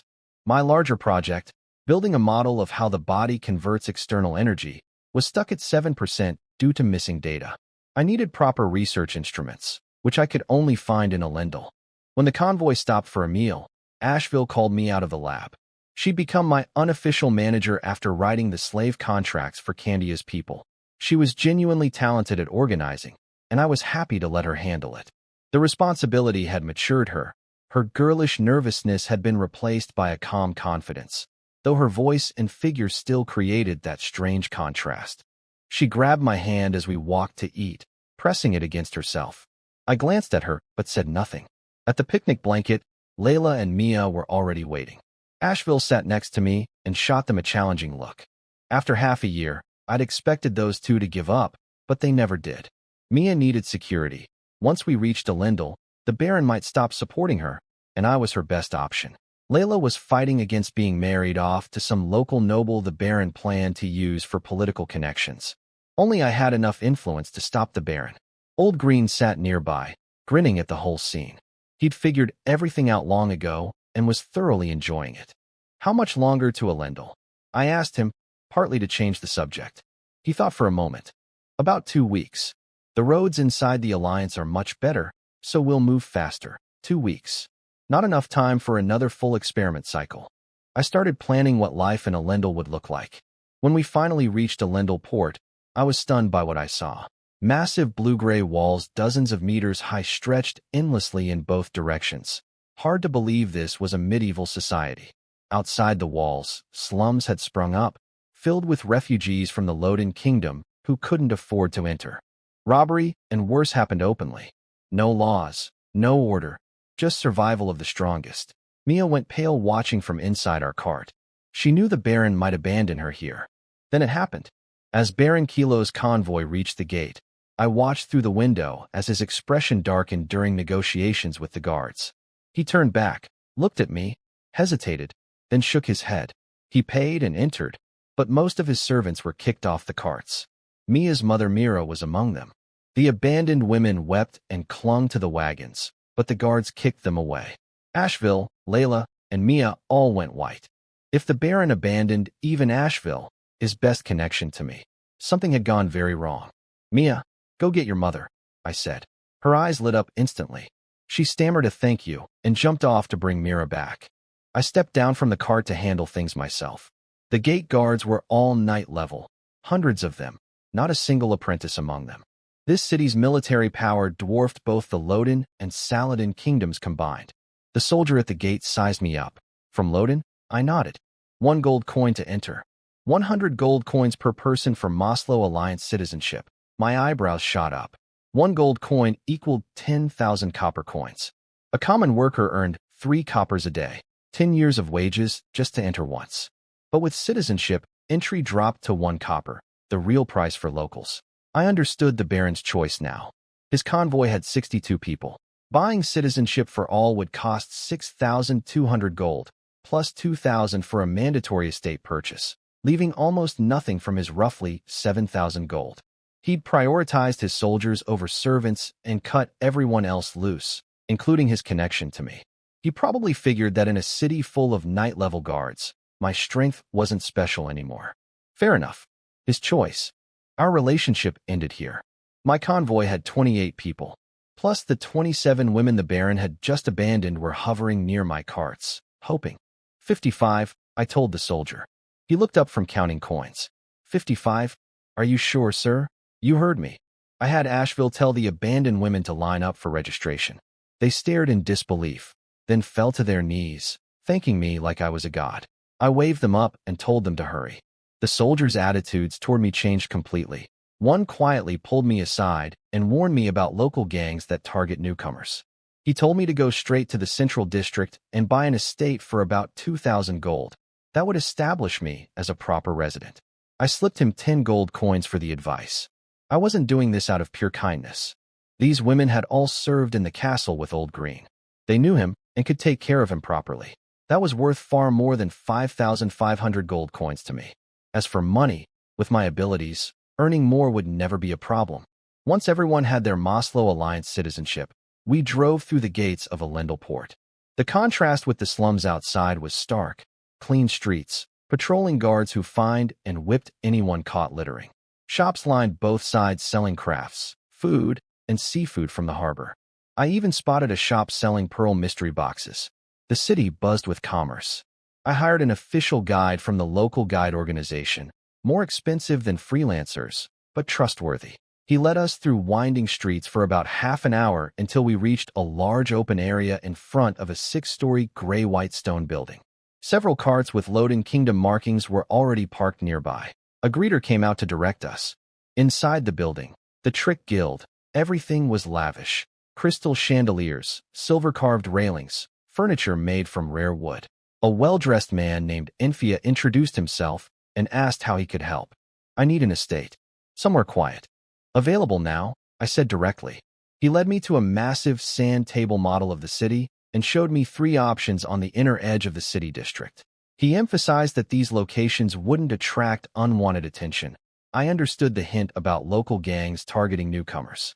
I chose the Eastern Estate because it was closest to a Lindle's public library. I needed access to knowledge for my research. The price was 2,500 gold coins, expensive, but worth the protection and legitimacy that came with property ownership. I had Asheville pay from our reserves. Enfia was visibly excited about the commission and personally led our convoy to the property. The estate was larger than I expected for an edge of the city location. White walls about 2 meters high surrounded it, with an iron gate at the entrance. Inside, a large courtyard held a fountain and pool, and at the center stood an impressive 7-story villa. I surveyed the surroundings and nodded with satisfaction. Money well spent. I told everyone to start cleaning and exploring the grounds. The excitement on people's faces was unmistakable. After half a year on the road, sleeping in carts, this estate meant real shelter. The women who'd nearly ended up in the slums outside looked at me with something close to worship. Without me, they'd be fighting for survival in a lawless wasteland. They knew it. As for me, I felt something unexpected, a deep sense of calm settling over me. Maybe it was some ancient farming instinct from my Chinese heritage, but having my own piece of land made everything feel more stable.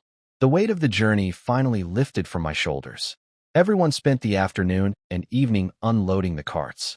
Once they were settled, I went to the top floor of the villa, locked every door and window, and told everyone not to come up until I came out. Finally, quiet. Time to practice the meditation method. The chip warned me that the basic meditation method carried special information that could have unknown effects on my brain. I told it to proceed anyway. The method from the White House Academy worked through meditating on special runes, complex, three-dimensional cubic structures that had to be built inside the mind. Once a rune was fully constructed, it would solidify in the brain, permanently boosting mental power. The reason apprentices needed absolute silence was that any disturbance during construction could collapse the rune. If the collapse was caused by external force, it could damage your mental energy. Normal apprentices spent weeks studying a rune structure from a book before attempting to build it. I had the chip, which had already fully analyzed the rune structure. I just had to follow its blueprint. The first rune appeared in my mind, a simple horizontal line shape, but its surface was covered in impossibly intricate patterns and 3D structures. Just looking at it made me dizzy. I closed my eyes and began constructing. What I hadn't expected was how grueling it would be. As the rune took shape, intense dizziness hit me, like the worst motion sickness from my previous life. The world spun, and my brain felt ready to explode. The further I progressed, the worse it got. Unknown energy from the air was being drawn into my body as I worked. By 3 a.m., my face was tense, teeth clenched, eyebrows locked tight. Hours later, morning light crept through the sealed windows, and I finally opened my bloodshot eyes. The first rune was complete and solidified. That was nothing like I imagined. Meditation is as exhausting as combat. But the good news was that meditating on already solidified runes would be much easier going forward, though less effective than building new ones. Eventually, with enough runes, I could even use meditation to restore mental energy. The chip ran a full-body scan, and the results were remarkable. The unknown energy from meditation had combined with my life seeds, fundamentally changing things.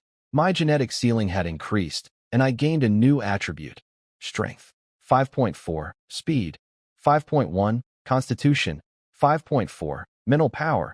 3.2 gene limit. 5.5 across all attributes. My mental power reading of 3.2 after just one rune was unusual. Normally one rune equals about 1.0. But my life force cultivation had already expanded my mental capacity, giving me a much larger container. That's also why I could complete a full rune solidification on my first try, something that should take normal apprentices much longer. According to the meditation guide, becoming a third-level apprentice wizard required solidifying 6 runes, second level needed 12, and first level needed 18. Based on my progress, my natural talent was probably around second or third grade, above average. The only disappointment was that the basic meditation method contained no spells, just meditation techniques. I'd need to wait until I joined the White House Academy to learn actual magic. I looked at the morning light coming through the window cracks, ignored it, stripped off my coat, and collapsed into bed. The meditation guide warned that proper rest after each session was essential. Within moments, I fell into deep sleep. I woke up after just 5 hours of deep sleep feeling completely refreshed. From the top floor window, I could see everyone below still busy organizing the estate. The sun was high, plenty of daylight left. I sat at the desk and started planning. The White House Academy's recruitment was in January, 6 months away. I needed to get things in order before then, especially a stable income and proper care for Old Green. I wrote out a detailed list of materials and supplies, then called for Asheville. She arrived quickly, dressed up nicely now that we had a real home, no longer wrapped head to toe against sun and sand. I handed her the list and told her to collect everything on it and find a shop to rent or buy in the city district. She took the paper eagerly and headed out, brushing against me as she left. The chip started reporting my hormonal response, but I cut it off. Not helpful. Next, I had the guards move all my experimental equipment from the lab cart into the villa's basement. The female servants nearly fainted at the sight of the giant insects in jars. Even the guards were sweating and shaking while carrying boxes with massive centipedes inside. They said they'd rather face a real battlefield than carry these things. At least combat didn't make you feel like you'd have nightmares for a week. Once everything was stored underground, I brought out my secret weapon, a special flower sealed in a glass case.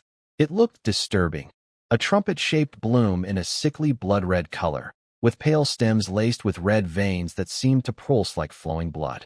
Everyone thought it was some kind of cursed thing. Old Green looked at me with genuine worry. I opened one corner of the glass case slightly.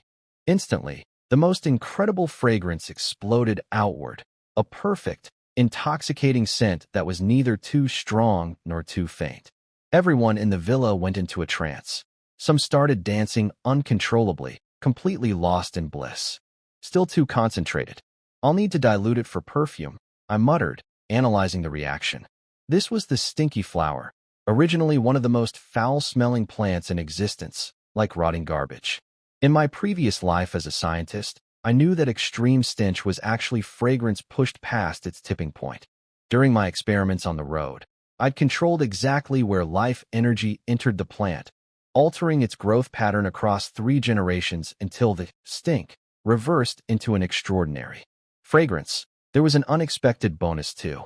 Because my experimental environment contained predatory plants, the stinky flower had evolved to mimic them, adding a mild hallucinogenic quality to its scent. Uncontrolled, the fragrance could spread for miles. This was my business plan. Perfume made from this flower would sell like crazy in a wealthy port city where women had money to spend on luxury goods. As the scent faded, people snapped out of their trance. Those who'd been dancing turned beet red with embarrassment. I didn't judge them. The first time I'd smelled it on the card, I'd almost been affected too. Only the chip's warning and my night-level constitution saved me from dancing around myself. I looked at the flower and considered my options: mass production or limited luxury releases. Either way, money was about to stop being a problem. Once Asheville brought back all the materials, I spent 3 days in the basement perfecting the formulas with the chip's help. The process was smooth. The chip simulated the ideal ratios, and I just followed the blueprint. I called Asheville, Layla, and Mia to the villa and showed them 3 perfumes on the table, each in a crystal-clear glass bottle. The first was a warm amber color. It released a gentle floral scent that relaxed the mind. The second was a light gold. It had an energizing lavender aroma. The third was a dreamy purple. It carried a deep woodsy fragrance that brought instant calm. Each perfume worked by targeting specific smell receptors that triggered different hormone responses in the brain. I'd engineered the molecules from the stinky flower to produce these precise effects. I told the 3 girls to pick one each as a gift. Asheville chose gold, Layla took amber, Mia picked purple. When they put them on, the perfumes blended with their natural body chemistry and created something magical, a unique scent for each person. Even I felt drawn in. The chip confirmed the molecular binding exceeded average standards. The perfumes would actually produce slightly different fragrances depending on who wore them and even their mood. They could even mask minor physical flaws through scent. I told Asheville to price them as high as possible. These needed to be the ultimate luxury product. Days later, the 3 perfumes, Amber Dream, Dawn Light, and Violet's Wish, exploded across Lindle. Every woman in the city talked about them. At parties, anyone wearing one became the center of attention. If you didn't know about these perfumes, other women wouldn't even talk to you. Even men were buying them. I limited sales to 900 bottles per day, 300 of each type. Since perfume was consumable, customers kept coming back. The demand was insatiable. The biggest existing perfume seller in Lindle, the Tulip Trading Company, run by a man named Dark Roman, watched his business collapse almost overnight. His shop went from packed to empty. Roman sent his people to investigate me. His manager Mark reported back nervously. The owner of Perfume House was a young refugee named Green, only 18, with no background, but possibly a great knight. The Shadow Organization's intelligence said I'd killed 8 official knights during my journey. Roman's face froze. A great knight was a nation-level asset. Lindle's only great knight was the city's admiral. No merchant family could survive provoking someone at that level.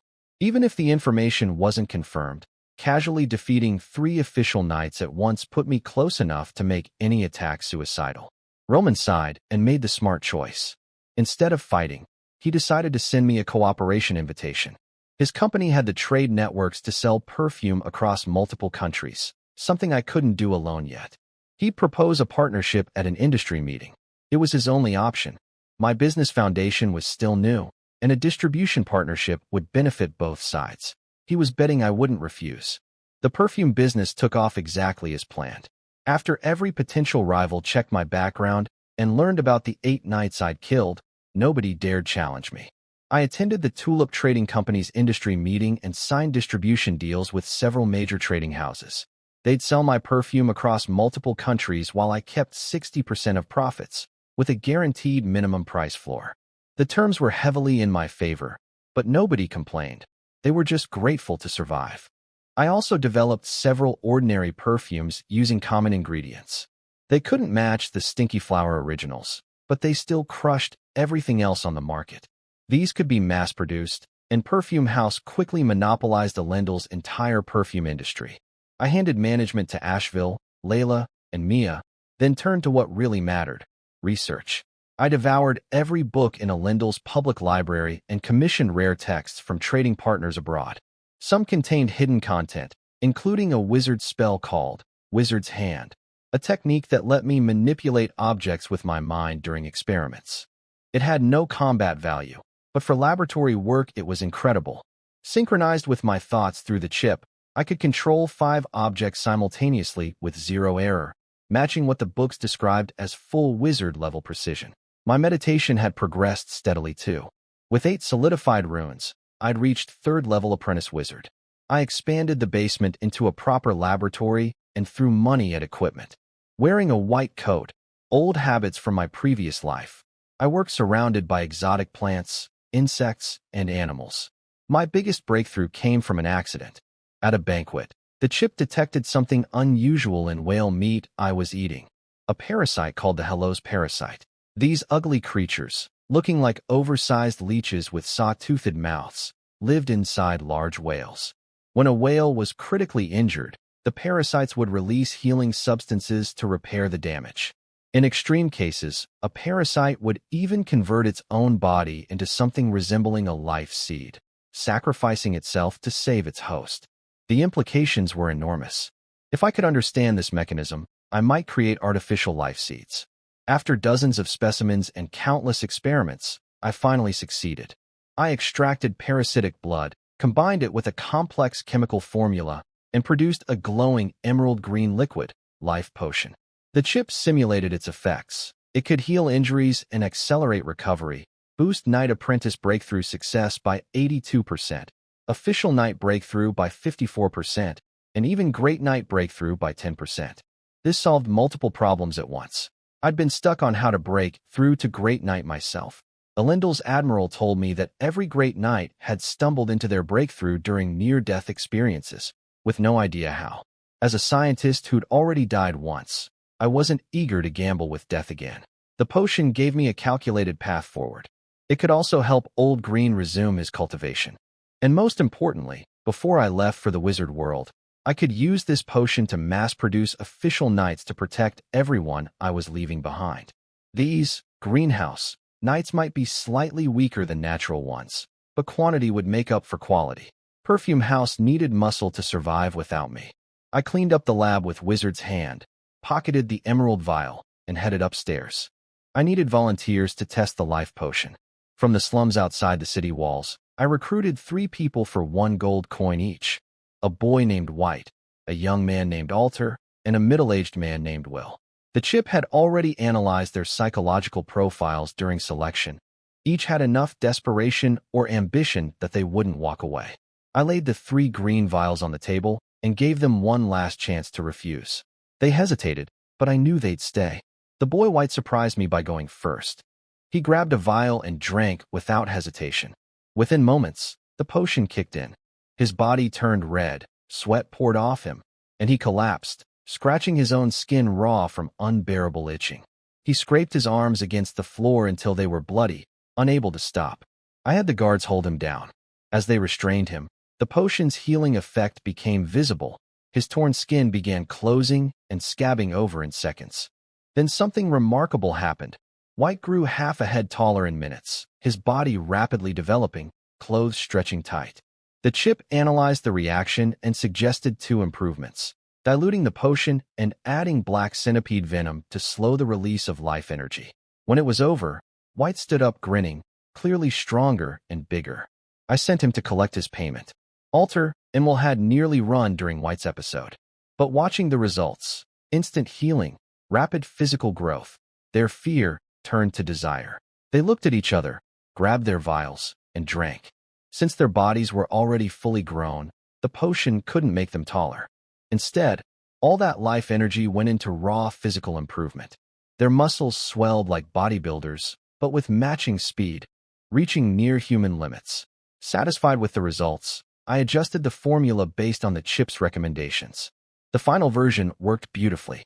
Guards who volunteered for testing, combined with breathing methods I'd purchased at a Lindle's auction house, mostly broke through to Knight Apprentice. Even those who failed saw massive physical improvements.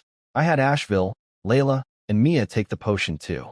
All 3 had trained at the castle before, so with the potion's boost, they successfully became Knight Apprentices. The results look good, I told them while recording the data. Take a few days to adjust, then in 2 or 3 months, use the potions I'll leave behind to attempt breaking through to official Knight. My preparations were coming together. Soon I'd have an army of knights protecting everything I'd built, and I could leave for the wizard world with peace of mind. With the life potion secured, I could stop worrying about what happened after I left. I threw myself into meditation full-time. During this period, I also formally entered relationships with Asheville, Layla, and Mia. After Old Green accidentally let slip that I was planning to leave a Lindle, all 3 showed up at my room one night together. I didn't refuse. As Knight Apprentices, their stamina far exceeded my expectations. Even my great knight constitution was barely enough to keep up. I understood their reasoning. Without an heir, Perfume House would be vulnerable the moment I left. Over 2 months, all 3 became pregnant, and the nightly visits finally stopped. I could focus on meditation again. I'd also used the life potion to break through to Great Knight myself. My stats now read: Strength, 6.0, Speed, 6.0, Constitution, 6.0, Mental Power, 11.0, all at my genetic ceiling. With 11 solidified runes, I was just 1 away from becoming a 2nd-level wizard apprentice. In less than a year, that was a strong result. As January approached, Lindle transformed. Nobles from countries across the world flooded in, ostensibly for the annual trade conference, but really for the wizard selection. Some had even traveled 3 months by ship, bringing their children. The port's governor, Eric, hosted a grand ball for all the nobles. The invitation appeared blank, but at the door, guards asked guests a specific question. If you answered, "Wizard," they let you in. Anyone without that knowledge couldn't enter. I scanned everyone at the ball. A handful had practiced meditation methods before arriving. Clearly nobles with inherited wizard connections, but none came close to my level. That confirmed my talent was above average. Eric found me standing on the balcony. He was massive. Even his yellow robe couldn't hide his explosive muscles. As a fellow great knight, he was interested in me, the young perfume tycoon who somehow knew about wizards. He asked why I wasn't dancing. I told him I was nervous about the upcoming test. He nodded sympathetically, mentioning that the screening was extremely strict and the fees were enormous. Fees. The White House Academy's meditation book hadn't mentioned any. I clearly still had gaps in my understanding. I casually asked Eric to tell me about wizards. He shared what he'd seen over the years. Powerful, brilliant, reclusive people who pursued truth and knowledge above all else. Some were kind and helped ordinary people. Others were cruel, treating normal humans as expendable resources. His face went pale, remembering something. Clearly he'd witnessed a dark wizard's work firsthand. He gave me one firm piece of advice. Join the white robe wizards. Never choose the black robes. Over the years, almost no one who joined the black robes ever came back alive from the other continent. I filed this away. White and black clearly represented different factions, probably not outright enemies since they recruited together, but fundamentally different in philosophy. Competing ideologies. Then Eric offered to introduce me to other wizard candidates at the ball. Smart move. By helping future wizards before they gained power, he was building relationships that would pay off for years. No wonder he'd become governor. I thanked him and followed him into the crowd. At the governor's ball, Eric introduced me to a group of young people also preparing for the wizard selection. Their leader was George, eldest son of the Emiran family, one of Lindle's top political dynasties. He was composed and sharp-eyed. George introduced me to the others, the Fila and Fia sisters from the Filks merchant family, Roland and Asso from military families, and David from another old political house. I scanned them all. Every single one was a knight apprentice, with mental power between 1 and 2, far below my 11. They welcomed me into their group. I asked them to tell me about the wizard world, since I knew very little. George's face went through several emotions before he led everyone into a private room and closed the door carefully. He explained the situation. The wizard world was on the eastern coast, controlled by two major alliances, the White Wizard Association and the Black Wizard Council. They had fundamentally different philosophies. White wizards trained students gently, similar to a knight academy. Even if you didn't excel, you wouldn't easily die. But they had high talent requirements and were hard to get into. Black wizards believed only brutal environments produced strong wizards. They accepted lower talent, but the cost was horrifying. They deliberately created dangers on the ships to their academies to weed out the weak. Students who survived faced constant deadly competition. Every black wizard who graduated was essentially a psychopath. Body modifications with extra limbs and heads were common, and torturing souls was a required skill. George's face was white as he spoke. The others looked increasingly terrified, especially the Fila sisters who nearly collapsed. These young people all carried family obligations. If one organization rejected them, their families would force them to try another. And the black wizards rejected almost nobody. There were 6 major organizations total, 3 white, 6 Ring Tower, Nature School, and White House Academy, and 3 black, Puppet House, Silent Academy, and Soul School, plus smaller groups. The easiest way to tell them apart on selection day was clothing, white robes versus black. But some black wizard groups deliberately wore white to deceive candidates. Everyone looked to me for reassurance. George had recruited me precisely because my great knight strength made me the most powerful person in the group by far. I promised to protect them as long as we ended up at the same academy, though I kept to myself that if things became truly impossible, I'd prioritize my own survival. The mood was too heavy for dancing. I went home and threw myself into preparations. I wrote down over 100 perfume formulas, grew 1,000 stinky flower seeds, and produced 50+ bottles of life potion using every remaining material in my lab. The wizard world wasn't safe, and if I died on the eastern coast, I needed to ensure my family's survival here. I gathered everyone important and announced my departure. Old Green sat silently, watching me tap the table nervously. He said nothing. Asheville, Layla, and Mia, all pregnant now, didn't cry or beg me to stay. They just sat quietly and showed their support. Seeing their faces almost made me waver, but I forced myself to stay firm. If I waited until the children were born, I'd never be able to leave at all. Selection day arrived. The entire port area was cleared of civilians. I got there early, joining thousands of nobles and their children gathering outside the gates. Watching the parents desperately coaching their kids made me sick. Most didn't truly care about their children becoming wizards. They just wanted the political insurance of having a child on the other continent. The kids with poor talent would eventually be pressured into joining black wizard organizations, where most would die. George and the others found me at the port entrance. He explained the process.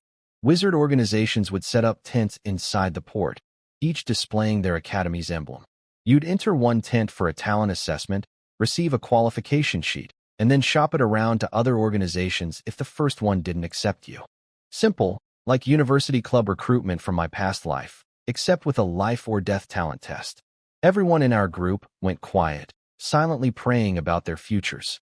Governor Eric appeared at the port gates and announced the rules. No noise. Last time someone was too loud, black wizards killed over 100 people. After testing, those without wizard talent had to leave immediately. Most importantly, before signing a contract you could choose freely, but once you signed, there was no backing out. Anyone who tried to flee would be caught and subjected to eternal torment. The gates opened and we filed in. When I crossed the threshold into the tent area, the contrast was jarring. Complete silence outside, but inside, a buzzing crowd. The chip detected an unknown energy barrier forming a hemisphere over the entire zone, blocking sound and vibrations from passing through. I immediately had the chip begin analyzing the barrier's construction. Estimated 3 days to build a model. Every piece of wizard technology one could study was valuable. Inside, 56 tents stood across the port, meaning at least 56 named wizard organizations operated on the eastern coast. The 6 largest tents belonged to the major organizations and had the longest lines. Most people who went in came out looking crushed. A soldier told me not to wait for my group. Individual processing only, no guarantee of staying together. I nodded to George and headed straight for the White House Academy tent. As one of the 3 major white wizard organizations, it had a massive line, but I wasn't about to risk testing at some unknown tent. I joined the queue and waited. After waiting in line, I finally entered the White House Academy tent. Inside was simple: oil lamps, a table, a chair, and a crystal ball. A white-robed wizard with graying hair sat looking tired from processing too many candidates. "Put your hand on the crystal ball," he said flatly. The moment I touched it, the ball began glowing. A wave of energy swept through my body and struck my mind. The chip asked if I wanted to block the unknown force field. I told it to monitor only. I didn't want to seem abnormal. As the probing intensified, the crystal ball grew brighter and brighter. The old wizard stood up, telling me not to let go. Then my solidified runes began reacting, pushing back against the probing. My mental power started leaking outward involuntarily. The wizard's eyes went wide. "Third-level apprentice? And this rune pattern? That's our academy's basic meditation method." He grabbed my hand and cut the test short. "How did you learn the meditation method?" He scanned me with another energy wave, and his shock deepened further. "You're also a great knight." I told him about finding the hidden meditation method inside the 3 novels. His eyes practically glowed. Without another word, he pulled me out of the tent, through the camp, and directly onto the White House Academy's ship. He led me through dark corridors to a room and knocked on the door. Lady Lillian, another student, decoded the meditation method hidden in the 3 books. The door flew open, and an invisible force sucked us both inside. A white-haired old woman in robes sat cross-legged before me, looking kind and harmless. But the chip was screaming warnings. High-energy entity detected. Dangerous radiation with 72% chance of causing physical mutation with prolonged exposure. Unknown force field exceeding chip detection limits. Lillian studied me and smiled warmly. "First-rate talent. And a great knight. Our school is saved." She explained everything. She led a faction called the Limit School within the White House Academy. They practiced the Crawlerist meditation method, also called the Limit meditation method. It could push a wizard's mental power to the absolute highest level possible, virtually guaranteeing breakthroughs with almost 0 chance of failure. The catch: the method was painfully slow. Only first-rate talents could practice it, because anyone with lesser talent would die of old age before reaching breakthrough. The Limit School hadn't recruited a single student in decades. First-rate talents were so rare, maybe one every 10 or 15 years, and when one appeared, the other 55 organizations fought over them. Nobody willingly chose the slowest path. The school was dying. They had senior wizards, but no successors. "Will you become my disciple?" Lillian asked, eyes full of hope.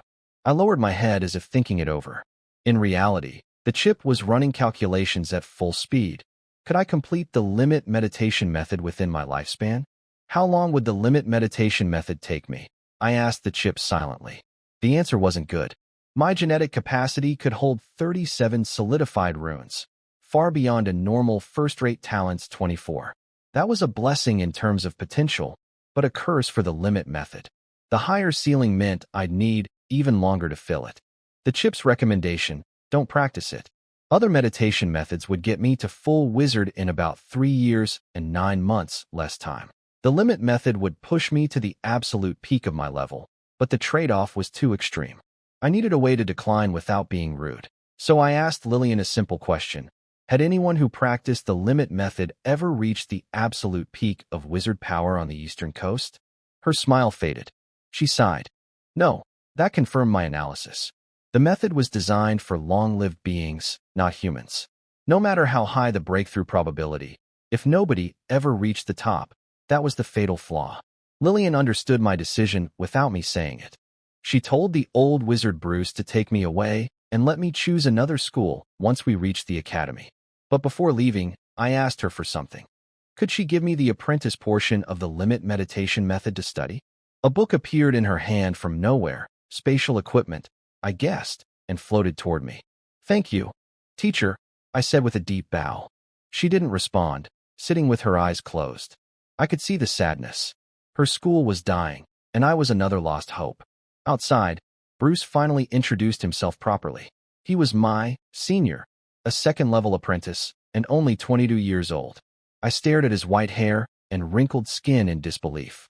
He explained that a lab accident had exposed him to severe radiation, rapidly aging his skin. He was almost done brewing a youth potion to fix it. Bruce was talkative and clearly trying to recruit me into his own school within the academy. He explained how the White House Academy worked. Multiple schools existed within it, each based on a different meditation method. After arriving, we'd undergo further testing to determine which method suited our talents best, then choose a school.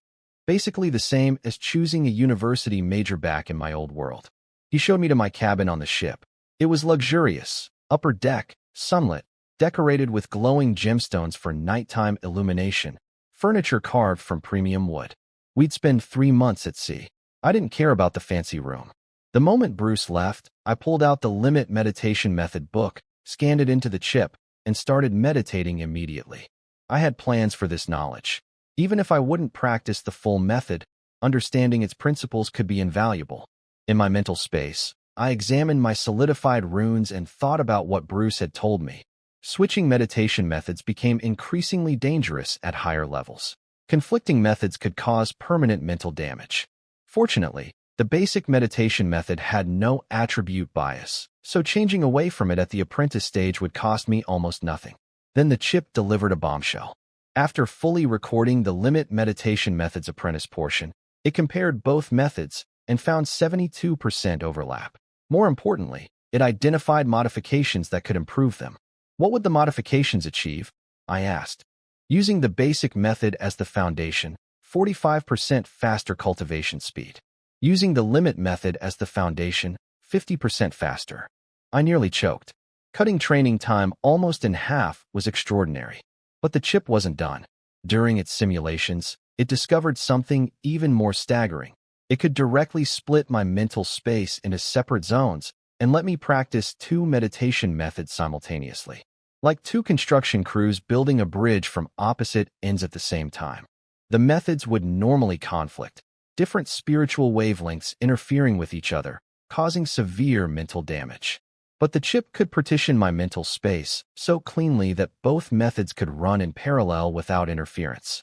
They'd still need a primary framework to unify everything at the end, but the concept was sound.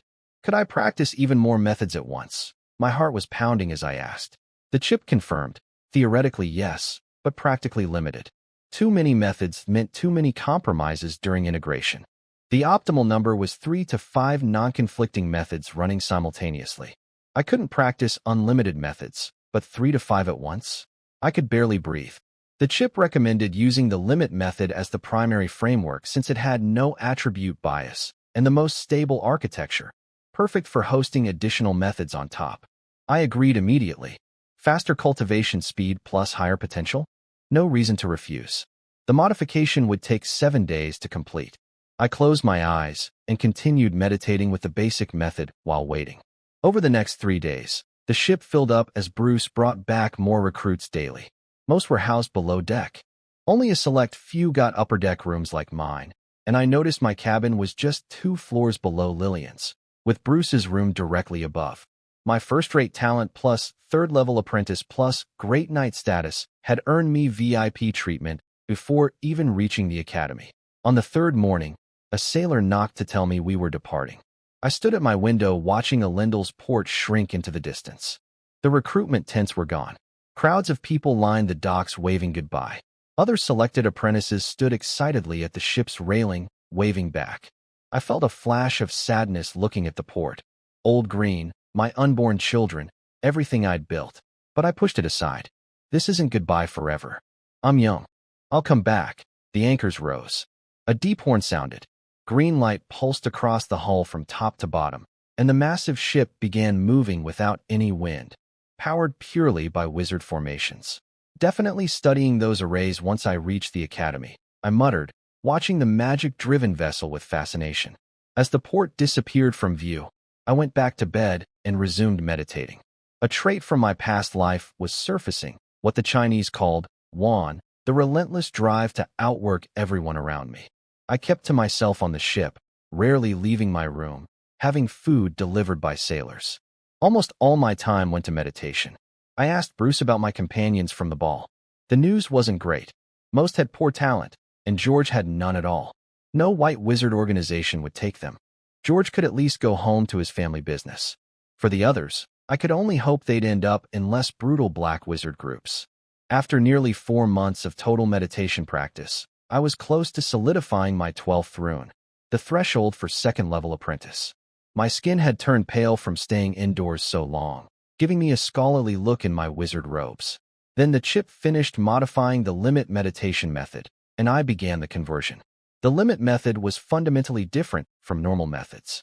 Instead of many small runes, it used a single enormous hollow sphere covered in incredibly complex patterns. The apprentice stage required building this sphere to fill the entire mental space. The creator had brilliantly divided it into interlocking segments, like a massive 3D puzzle, so it could be constructed piece by piece. First, I had to demolish my existing 12 runes. I channeled my mental power and shattered them all, leaving fragments floating through my mental space. Then came reconstruction, fitting those fragments into the limit method sphere structure, like assembling building blocks. Thanks to the chip, I didn't need to worry about stability calculations. The pieces clicked into place precisely. When finished, I had a sphere about 3/5 complete, significant progress, but I'd lost some material in the conversion. Fragments from the basic method that didn't fit the new structure had to be discarded. It stung watching hard-earned meditation work dissolve into nothing, but better now than later when the cost would be even greater. Then I activated the chip's dual meditation function. My mental space split into 2 zones, one large, one small. 2 different spiritual wavelengths began operating simultaneously. In the smaller space, I meditated using a standard method, generating rune fragments. These fragments traveled through a channel into the larger space and seamlessly integrated into the limit sphere. 2 construction crews, 1 building. The sphere grew steadily. Past the 2/3 mark, the dizziness became savage, worse than anything before. My vision warped. A normal apprentice would have collapsed long ago, but my great knight body could feed mental power back through physical strength. I forced one final triangular fragment into position. The moment it locked in, the sphere pulsed with light. Cool relief washed through my entire mental space, replacing the crushing vertigo with pure clarity, like ice water on a scorching day. My mental power expanded outward. I could sense energy in the air around me. I detected 2 radiation sources on the ship, one massive, one smaller. Lillian and Bruce. I pulled my awareness back and checked my stats. Strength, 6.1. Speed, 6.1. Constitution, 6.1. Mental power, 16. 2nd-level apprentice. Talent, life barrier, great knight. Spell, wizard's hand. I grinned. The sense of accomplishment was overwhelming. I woke up late the next morning after my breakthrough, feeling great. Instead of having food delivered, I decided to eat in the ship's dining hall for a change. When I stepped onto the deck, everyone stared.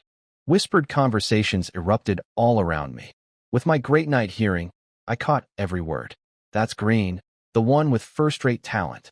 His room is on the third deck level, only below the two wizards. Why does he get special treatment? I'm a Grand Duke's son. He's just lucky. I'll surpass him at the academy. Groups of apprentices clustered together, growing louder and bolder since I was alone. Tearing down someone more talented made them feel better about themselves. I ignored it all.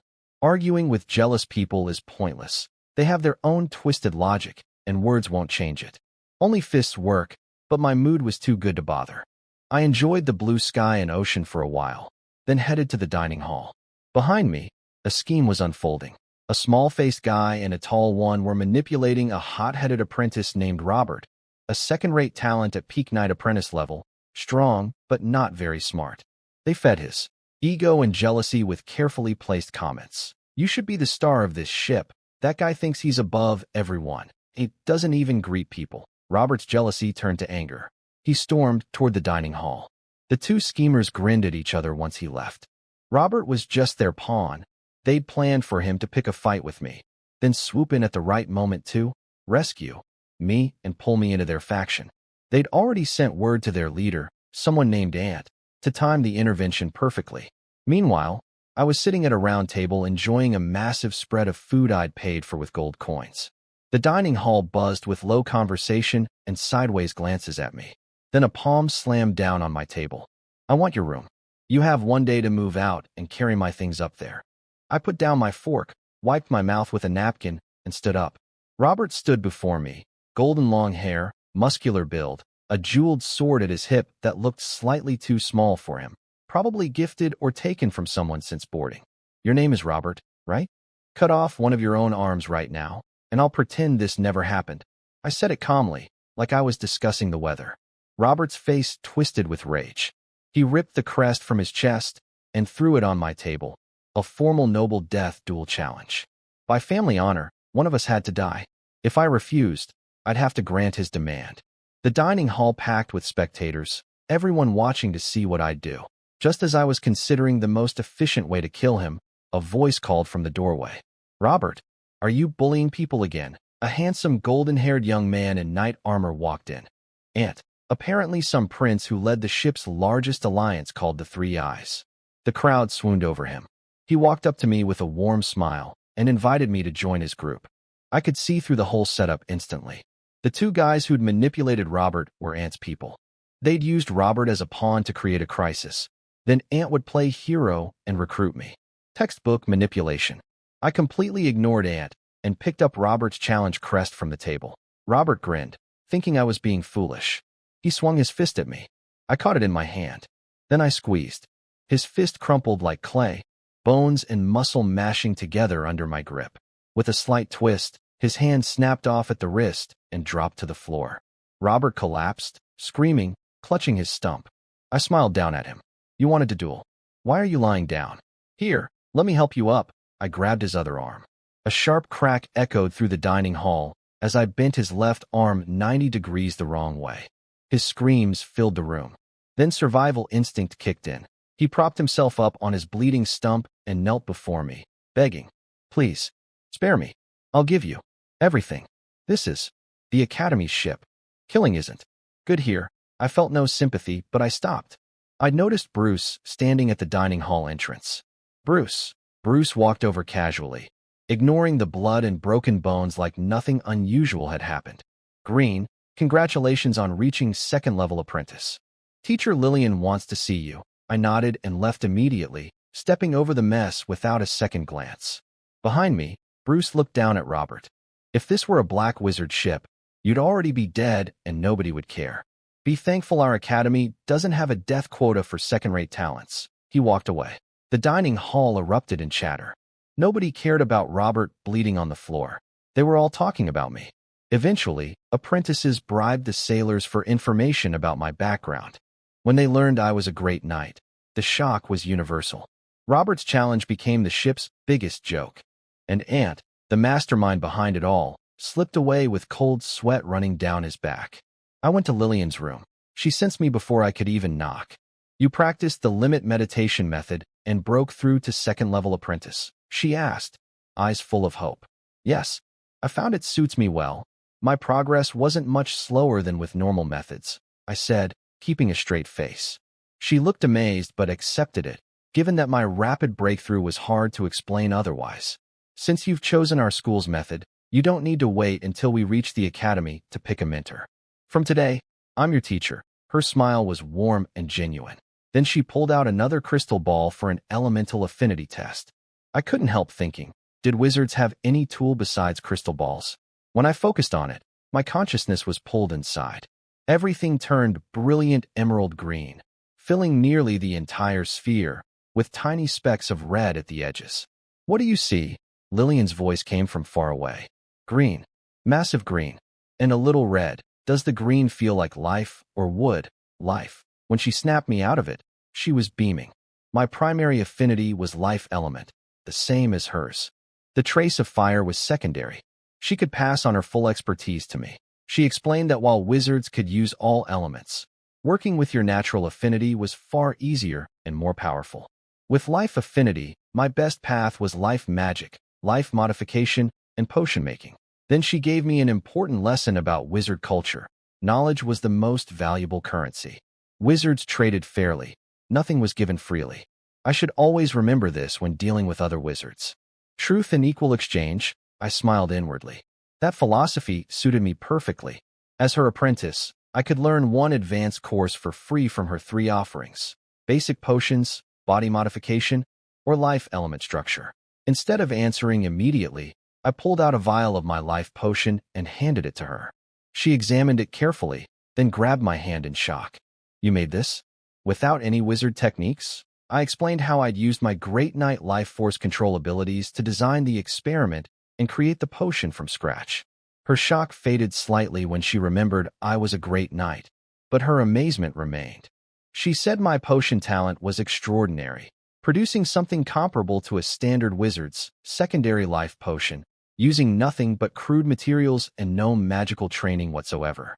She strongly recommended I choose potions. The other 2 courses covered mostly theory I could learn from the academy library, but potion making was experience-based, and she'd personally fund my early materials. I could tell she was practically begging me to pick it, even though pressuring apprentices was against academy rules. But I understood. Watching genuine talent go to waste would drive any teacher crazy. "I choose potions," I said. She handed me a magic patterned scroll containing the foundational potion knowledge, accessible through mental power. For materials, I could go directly to Bruce. I bowed and returned to my room, scroll tucked safely inside my robe. Back in my room, I opened the scroll Lillian gave me. Using the chip, I scanned and absorbed its entire contents in minutes. Lillian had clearly packed it with personal insights and practical tips beyond the standard curriculum. She was investing heavily in me as her only student in decades. Now I understood why she'd been so stunned by my life potion. According to the scroll, potion making was one of the 3 most notoriously difficult fields in the wizard world, alongside array studies and magical tool crafting.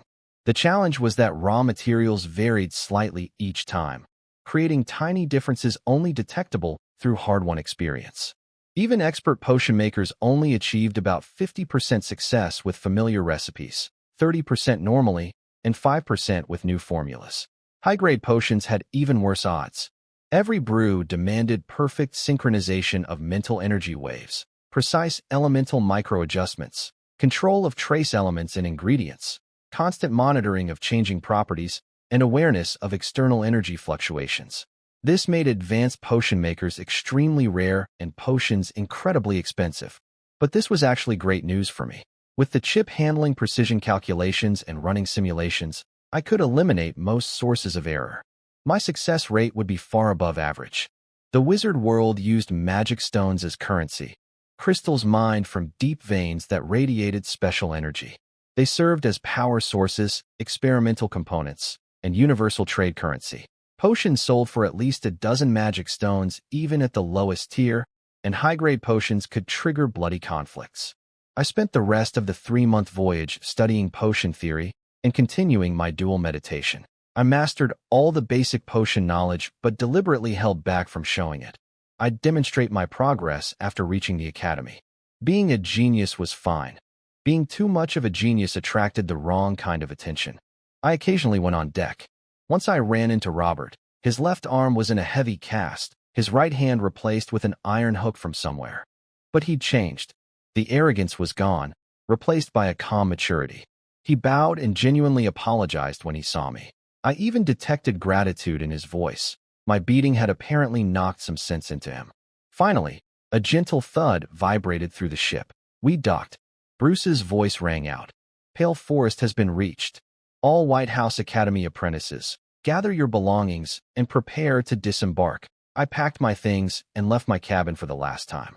On deck, Bruce assigned 3 faction leaders, Ant, Robert, and a third named Gala, to count heads. Over 3 months, the apprentices had organized into 3 groups.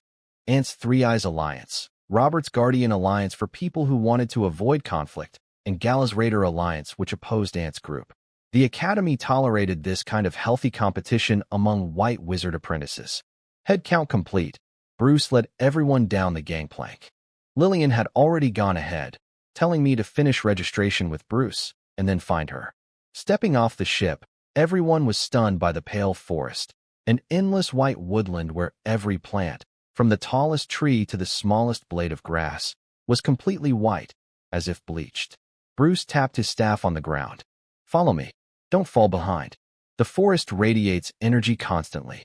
Most dangerous creatures have been cleared by Academy students, but mutations still happen.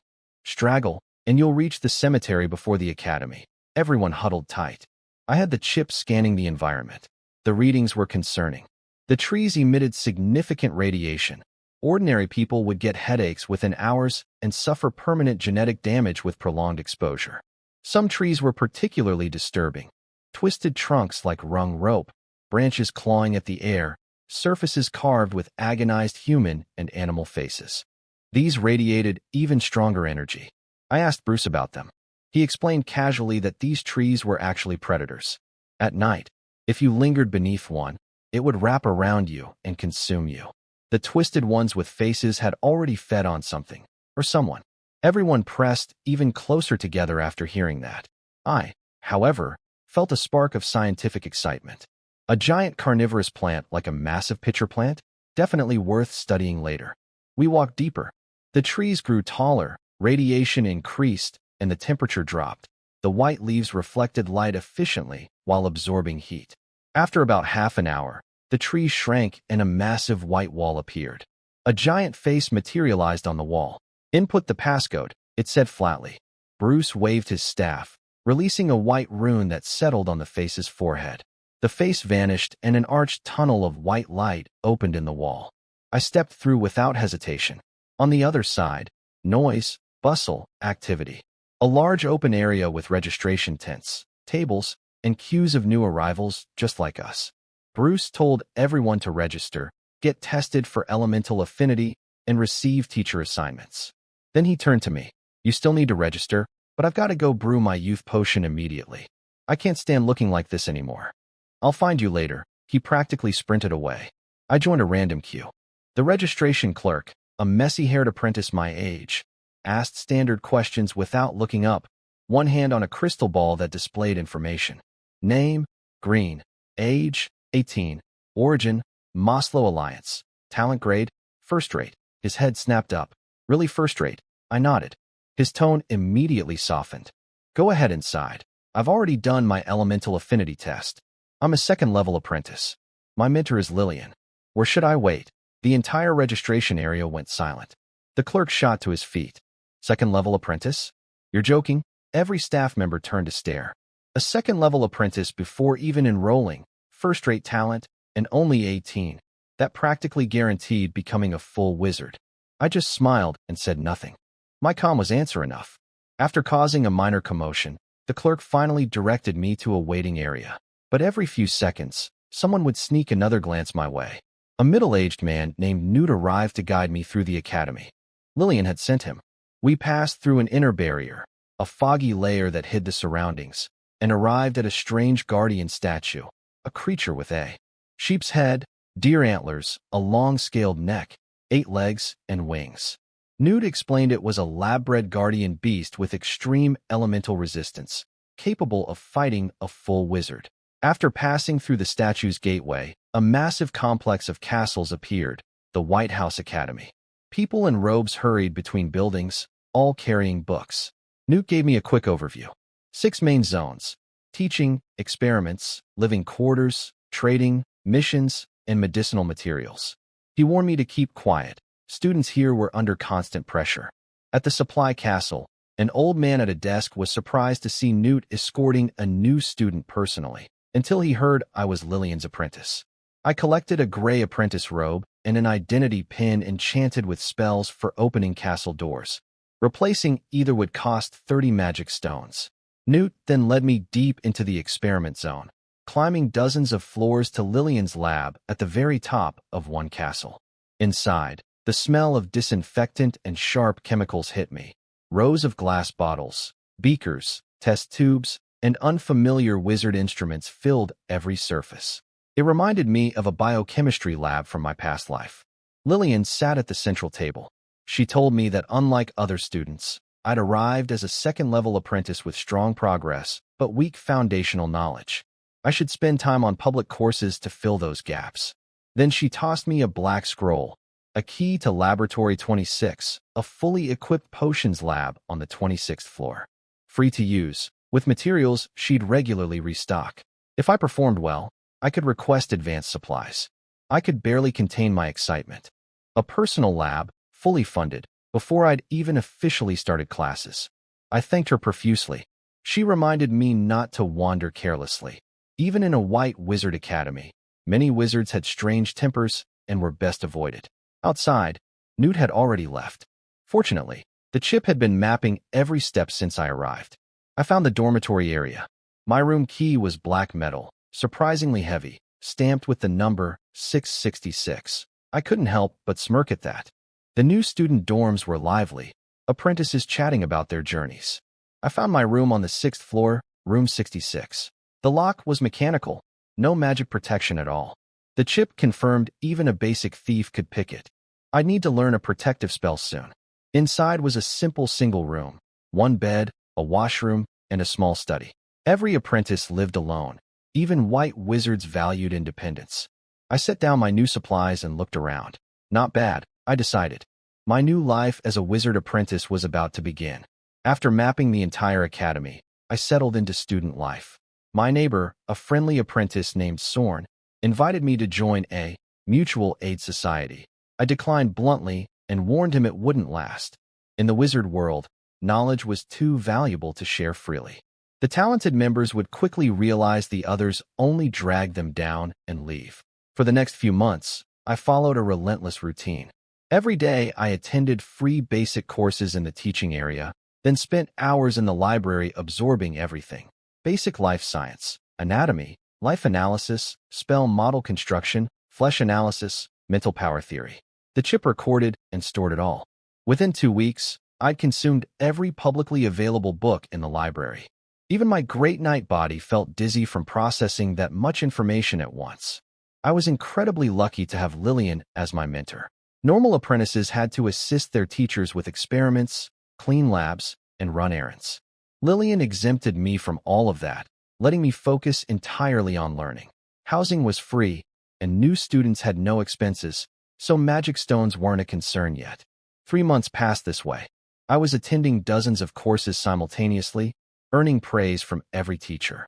One professor, named Wilder, even asked Lillian to transfer me to his guidance.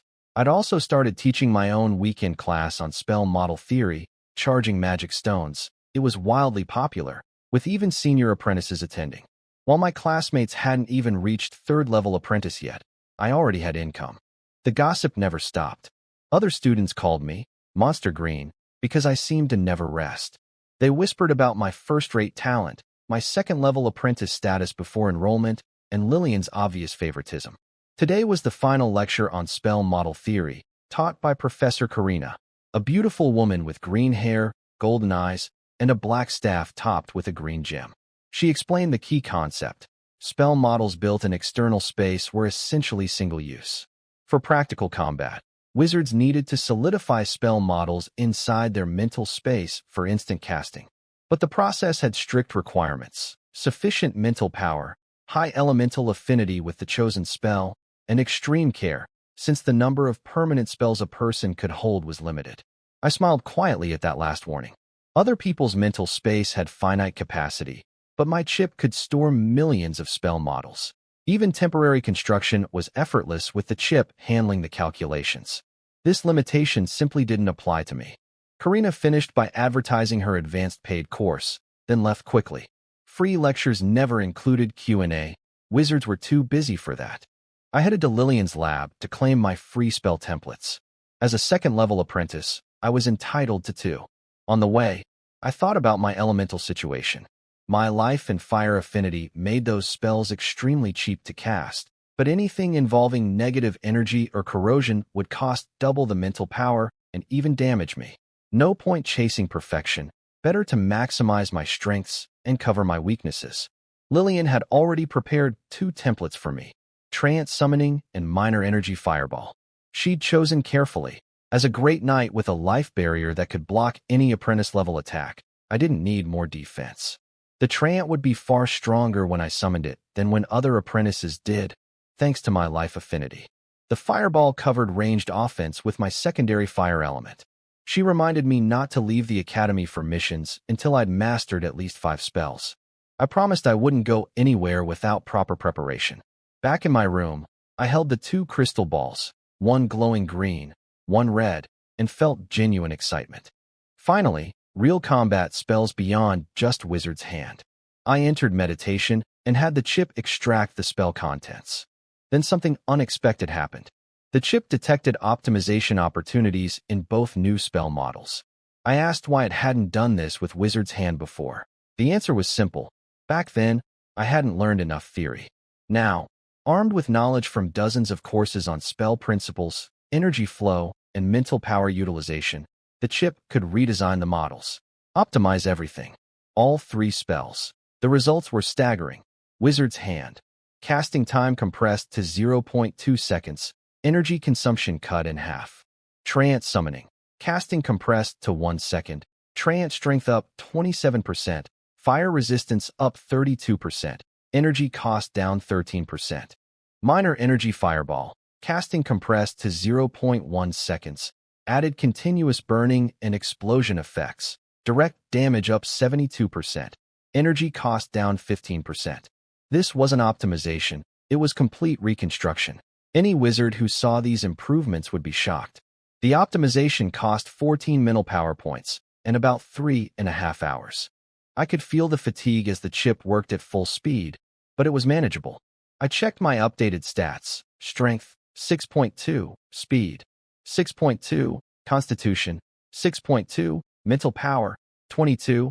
Being consumed during optimization.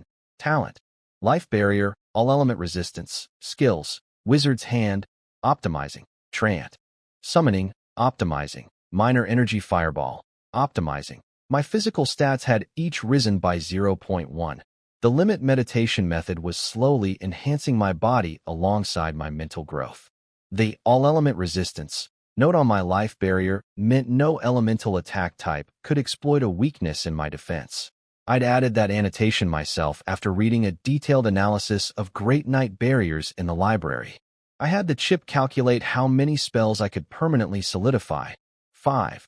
Though this number would grow as my mental power increased.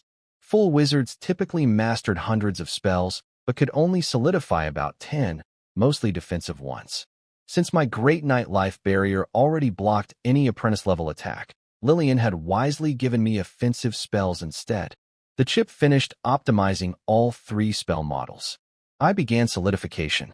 The optimized versions were far more complex than the originals, so demanding that no ordinary apprentice could build them even with the blueprints. Only the chip's computational power made it possible. After solidifying all 3, I checked their stats. Wizard's Hand, 30-meter range, 0.2 second cast, minimum 1 mental power per hour. Trance Summoning, 3 mental power cost, 1-second cast. Pure energy trance lasted 30 minutes, but using a real seed extended duration to 3 hours with special abilities. Minor energy fireball, 1 mental power, 0.1-second cast, 200-meter range, now with explosion and burning effects. The next afternoon, I went to the spell testing facility, a heavily fortified castle at the Academy's edge, covered in runes for energy containment, structural reinforcement, and automatic energy balancing. I rented a private testing room for 3 hours at 1 magic stone per hour. My weekend tutoring classes had earned me over 100 stones already. The private room was enormous, the size of a university sports field, with targets labeled for different armor types and defensive spells. I fired my first energy fireball. The explosion rocked the room, flames clinging to the armored target and burning for dozens of seconds before dying out. The display read, Initial attack strength 5, sustained burn 1. I had the chip recalibrate its measurement system to match wizard standards. 1 unit equaled the radiation from a single unit of neutral elemental energy. My life barrier could withstand 30 units, vastly above normal Great Knights at 5 to 7. Apprentice spells typically hit 3 to 5. Even full wizard spells only reached 15 to 25. I could tank a direct hit from a formal wizard. Next, I tested pure energy trance summoning. A 3-meter tree creature materialized and punched the target for 2 points of physical damage, equivalent to an official knight's full-strength blow, delivered tirelessly without fatigue. Then the real test. I dropped an acorn and cast trance summoning properly. Life energy flooded into the seed. A 7-meter giant erupted from the ground. Its stats were incredible: strength 5, speed 3, constitution 6, with natural healing aura, fire resistance, 6-point damage resistant skin, and a binding vine attack. No apprentice could defeat this thing. They'd exhaust their mental power before scratching it. Its physical attack registered at 5, the absolute peak for 0-level spells. I need more life element spells, I said, grinning at the numbers. With my elemental affinity creating such dramatic improvements, every life spell I learned would be massively amplified. I rushed to the Academy's sales district to buy more 0-level life spells. At the Academy's trading district, I went to buy spell templates. The clerk, a bored gray-robed apprentice, tossed me a crystal ball containing every basic spell available. I searched for life element spells. The results were disappointing, fewer than 100 options.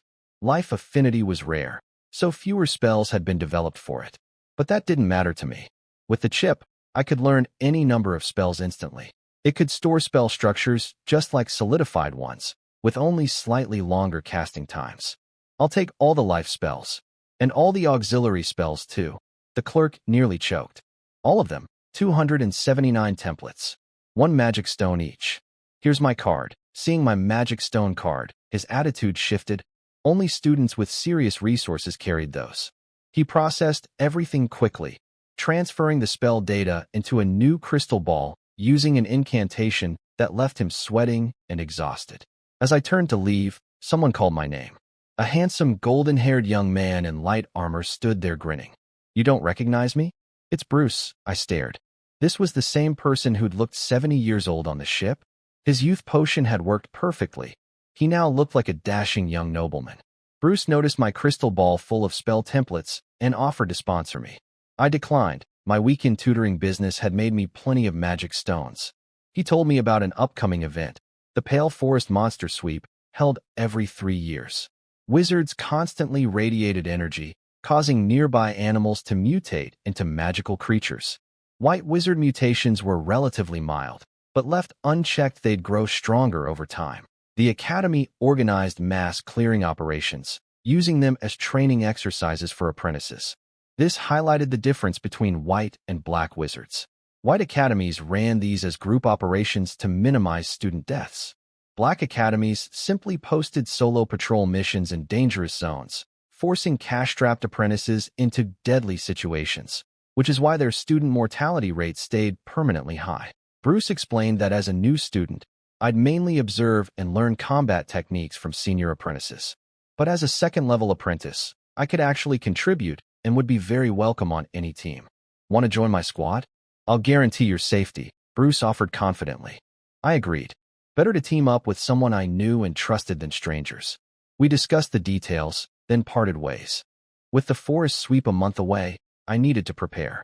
I chose my remaining 2 spell solidification slots carefully, illusion break and curse removal. I wasn't afraid of direct combat. It was the sneaky stuff like curses and hallucinations that worried me. The chip built models for all my other spells too, ready for instant temporary casting when needed. The next morning, I headed to my personal lab on the 26th floor.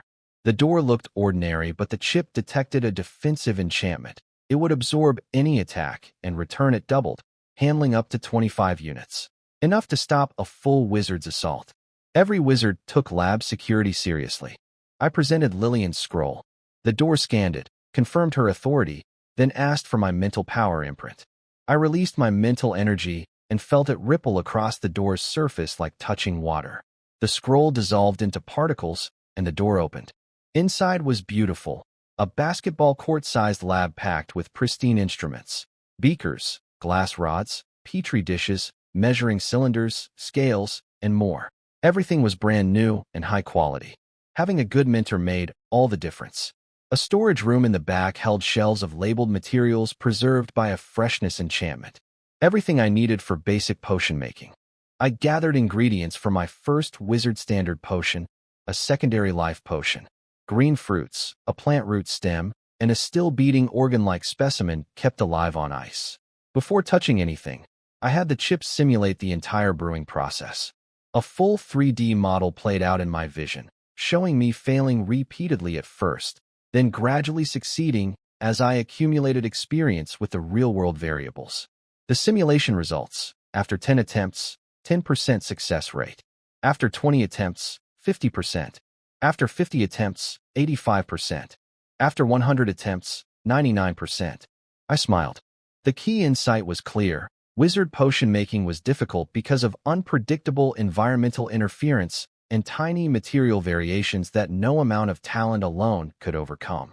Only experience taught you to sense these micro differences and adjust in real time. But with the chip recording every variable from each attempt and feeding the corrections back to me, my learning curve would be exponentially faster than any normal apprentice. Each failure would directly improve the next attempt's odds. The chip transmitted the complete brewing sequence into my brain, every possible complication and its solution, as if I'd already practiced hundreds of times. I felt ready to begin my first real attempt. Let's begin. I picked up a fist-sized spirit fruit from its container, a special fruit created through elemental radiation, packed with violent life energy. A normal person eating one would bleed to death internally from the overwhelming power. It had to be diluted before use. I crushed it in a press, collected the green juice in a beaker, measured the exact amount on a scale, and transferred it to a heating vessel. The magical heater activated with a touch of mental power, far more convenient than any alcohol lamp from my past life, with adjustable intensity. After 2 minutes of boiling, I began the delicate dilution, 1 drop of pure water at a time for over 10 minutes, reducing the concentration to 1/10. The liquid shifted from murky green to a translucent emerald. The chips signaled the critical threshold. I immediately cut exactly 15 grams of Isa tree root, not a fraction more or less, and dropped it in. The bubbling stopped instantly, the color turned red, and a strange woody floral scent filled the room. For 7 minutes, the chip monitored every change in the mixture. Chemical properties, molecular structure, elemental concentration. The room was completely silent except for the heater's hum.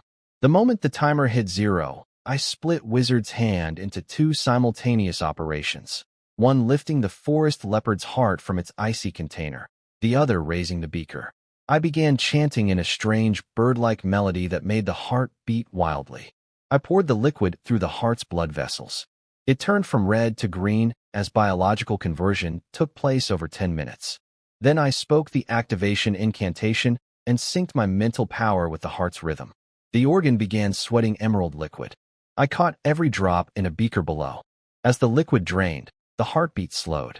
Once finished, I quickly returned the heart to its cold container. It could be reused. First attempt, and it worked. I checked with the chip. Result: secondary life potion, quality rating, good. Not excellent. The chip identified 2 flaws. My flame control had a slight mental power fluctuation, and I'd been a fraction late cutting the tree root. Solutions: let the chip directly assist with mental power stabilization during brewing and pre-cut ingredients in advance. I was annoyed at myself, though any other apprentice would have been ecstatic. Normal students needed over 100 attempts before their first success. Most failed due to mental power control issues. The slightest loss of concentration ruined everything.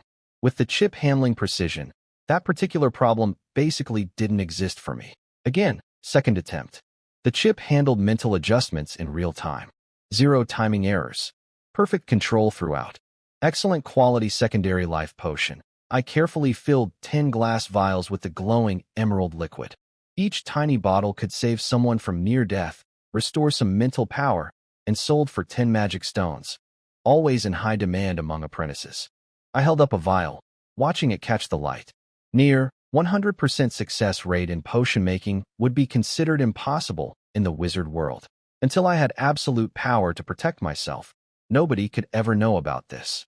For the remaining weeks before the forest sweep, I split my time between the potion lab and the spell testing facility, building practical combat experience to supplement the chip's simulations. Theory was good, but real-world practice mattered too. Before the sweep, Lillian called me in and repeatedly warned me to be extra careful this time. Something about the way she kept emphasizing it told me this year's trial would be different from previous ones. Her unusual concern put me on high alert. I spent extra time in the lab preparing more supplies and contingencies. On the day, I arrived at the mission area fully equipped. Light armor, 2 swords, a shoulder bag, and a large pack on my back. The place was packed with apprentices, most wearing armor instead of gray robes. Experienced students chatted confidently, while a few battle-scarred ones sat in grim silence. A massive light screen displayed available missions in red, yellow, and green based on danger level. I'd never visited this area before. My tutoring income meant I'd never needed mission rewards. All 2,575 apprentices were gathered, including 725 new students like me. Then a white-robed wizard appeared and announced the rules. Everyone had to enter the Pale Forest and survive for 1 month. Upon returning, each apprentice had to submit 10 monster cores or face expulsion. Teams of 3 to 5 were allowed. New students who went solo didn't need to collect any cores, just survive. But new students who joined a team reduced each teammate's requirement to 7 cores while shouldering 3 cores themselves. The expulsion threat sent shockwaves through the crowd. Previous sweeps had never carried such harsh penalties. Students who'd prepared lightly panicked. New students suddenly became highly sought after as team members. I saw through the real danger immediately. As time passed in the forest, desperate students without enough cores would inevitably start robbing others. This trial would turn bloody. I had the chip analyze the situation using Academy history. The answer was clear. Every time the White House Academy had shifted to harsher training methods, war with the Black Wizards followed. Current intelligence suggested a massive magic stone deposit had been discovered in the Kranza Mountains, and both sides were preparing to fight over it. What is my luck? War follows me everywhere. First, the Saladin invasion forced me to flee. Now, 3 months into wizard school, a resource war was brewing. I went looking for Bruce's team. When I found them, a large bald man covered in rune tattoos was anxiously asking Bruce whether I'd actually show up. With the rules suddenly changed, having a second-level apprentice and Great Knight on the team was invaluable. I'd boost their combat power while my new student status reduced everyone's core requirement. Bruce was scanning the crowd nervously, worried I might back out since teaming up offered me no real benefit. "Sorry I'm late, Bruce," I said, appearing beside him. Bruce jumped when I appeared beside him, stumbling forward a few steps before turning around. His face lit up with relief. He introduced his teammates. Sane, a huge bald guy covered in rune tattoos. Earth Element Affinity, second-level apprentice, the team's tank and defense specialist. Mytel, a dark-haired guy with a cool attitude, Wind Element, second-level apprentice, providing mobility and support attacks. Asha, a red-haired girl with a striking figure, Fire Element, first-level apprentice, the team's main damage dealer. Bruce himself handled control spells. I scanned everyone quietly. Bruce, Strength 2.4, Speed 2.3, Constitution 2.3, Mental Power 16. Sane, Strength 2.7, Speed 2.1, Constitution 2.5, Mental Power 15. Mytel, Strength 2.2, Speed 2.6, Constitution 2.0, Mental Power 15. Asha, Strength 2.3, Speed 2.5, Constitution 2.5, Mental Power 22. All Knight Apprentices physically, nothing special. Asha's mental power matched mine at 22. Impressive for a first-level apprentice. But combat power wasn't just about stats. The right spell could change everything. Bruce outlined the plan. Start safe by hunting white crows. Easy targets they had experience catching. If they could bag 10 to 20 early, they'd only need a few dangerous monster kills to meet the quota. Everyone agreed. No reason to take unnecessary risks right away. Bruce registered our team and handed out squad badges. Then the white-robed wizard shouted for everyone to prepare. A massive magic circle lit up beneath all 2,575 apprentices. White light blazed, space twisted, and I felt like dough being squeezed through a press. An instant later, we stood in the white forest. My teammates immediately vomited from the spatial transfer sickness. My Great Knight Constitution shrugged it off completely. I waited patiently until they recovered. "Where do we find white crows?" I asked. Bruce wiped his mouth and explained. The crows were semi-intelligent, gathering at water sources in groups with sentries posted. Finding a lake meant finding crows. They had experience with the capture technique. He turned to Sane, who pulled out a tube of yellow powder. He sprinkled some on his fingertip and drew a large pentagram on the ground. The powder never seemed to run out. He chanted a spell, and a yellow earthen face rose from the ground, silently turning to face the direction of the nearest lake. Sane released the spell. The pentagram faded. The powder vanished, like nothing had happened. "Let's move," Bruce said. Sane's found the nearest lake. "We start there." We marched through the white forest for 7 hours following Sane's tracking spell. Every tree looked identical, pure white, endlessly repeating.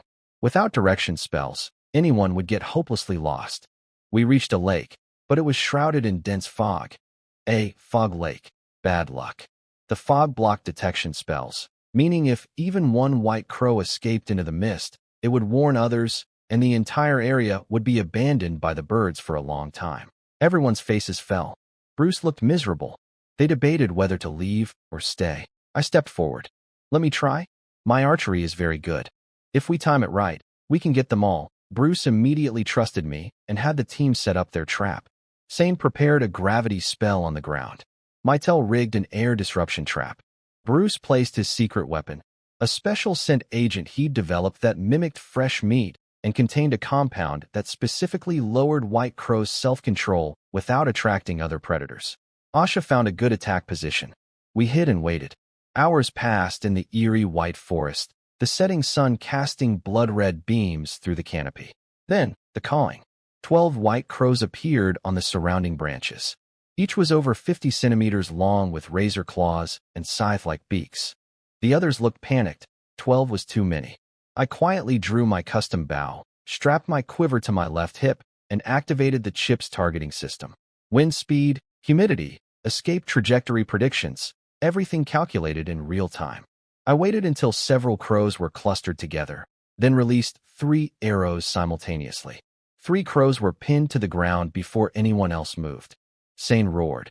His voice carried a sonic spell that momentarily stunned the remaining birds. The gravity trap activated, slamming 4 more to the ground. 5 tried to escape upward. Mytel unleashed his wind trap, disrupting their flight and slowing them down. Asha fired a massive fireball that blasted 1 out of the sky. I fired 3 more arrows in rapid succession. 3 more crows dropped. 1 left, already diving into the fog. My teammates' faces showed resignation. The bird was gone. Nobody could blame me. Killing 11 out of 12 was already incredible. I drew 1 last arrow. The chip's red targeting dot locked onto the crow even as it vanished into the white mist. I released. The arrow disappeared into the fog. A wet thud, then a splash.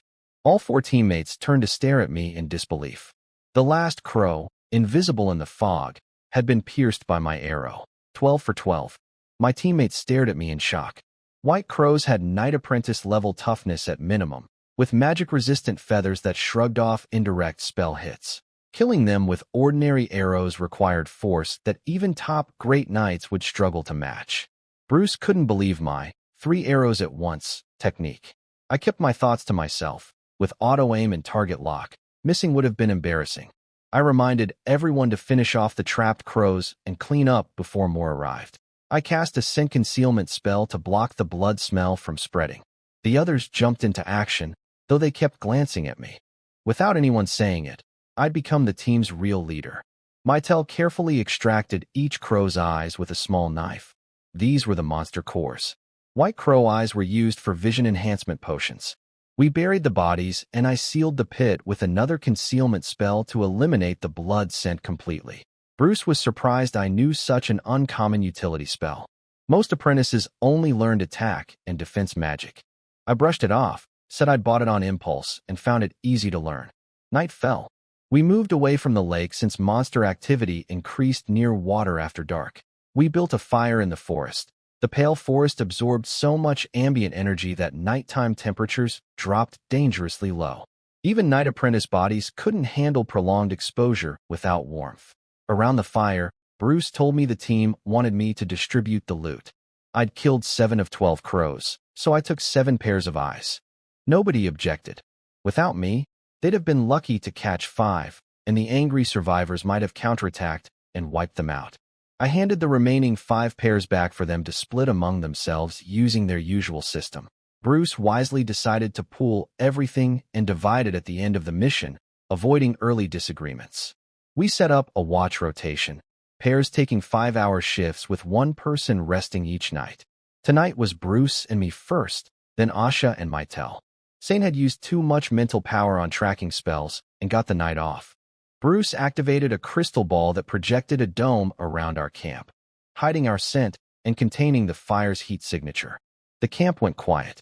In the darkness beyond our shield, occasional screams pierced the forest, some creature being devoured by the white trees. After a quiet night, the chip monitored everything while I slept. I woke refreshed. The others looked terrible, dark circles under their eyes from the cold. We each swallowed stamina pills and prepared to move. Then the chip flashed urgent warnings. 2 separate elemental energy bursts detected about 650 meters away. Ice and wind attributes, both at apprentice spell levels. Someone was fighting. I alerted the team and pointed the direction. Everyone tensed up. We'd known student-on-student conflict was inevitable with the expulsion threat, but it was happening faster than expected. This is our opportunity, I said. Let 2 sides exhaust each other, then we benefit. Mytel raised a fair point. It could just be students fighting monsters. But Sane argued we needed to investigate either way, since they were dangerously close to our position. We crept toward the sounds. The energy impacts grew more violent. Definitely 2 people fighting each other, not hunting. Then I heard a name that made my heart skip. Newt. Never thought you'd end up at my mercy. Newt. The man who'd guided me through the academy on my first day. We peered through the undergrowth at a devastated clearing. Dozens of white trees lay shattered. Newt was face down on the ground, his right arm severed at the forearm, blood pooling everywhere. He was finished.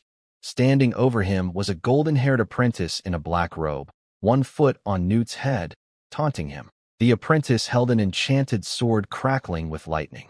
Then the attacker tore off his face, literally ripped away a disguise. Underneath was a nightmare.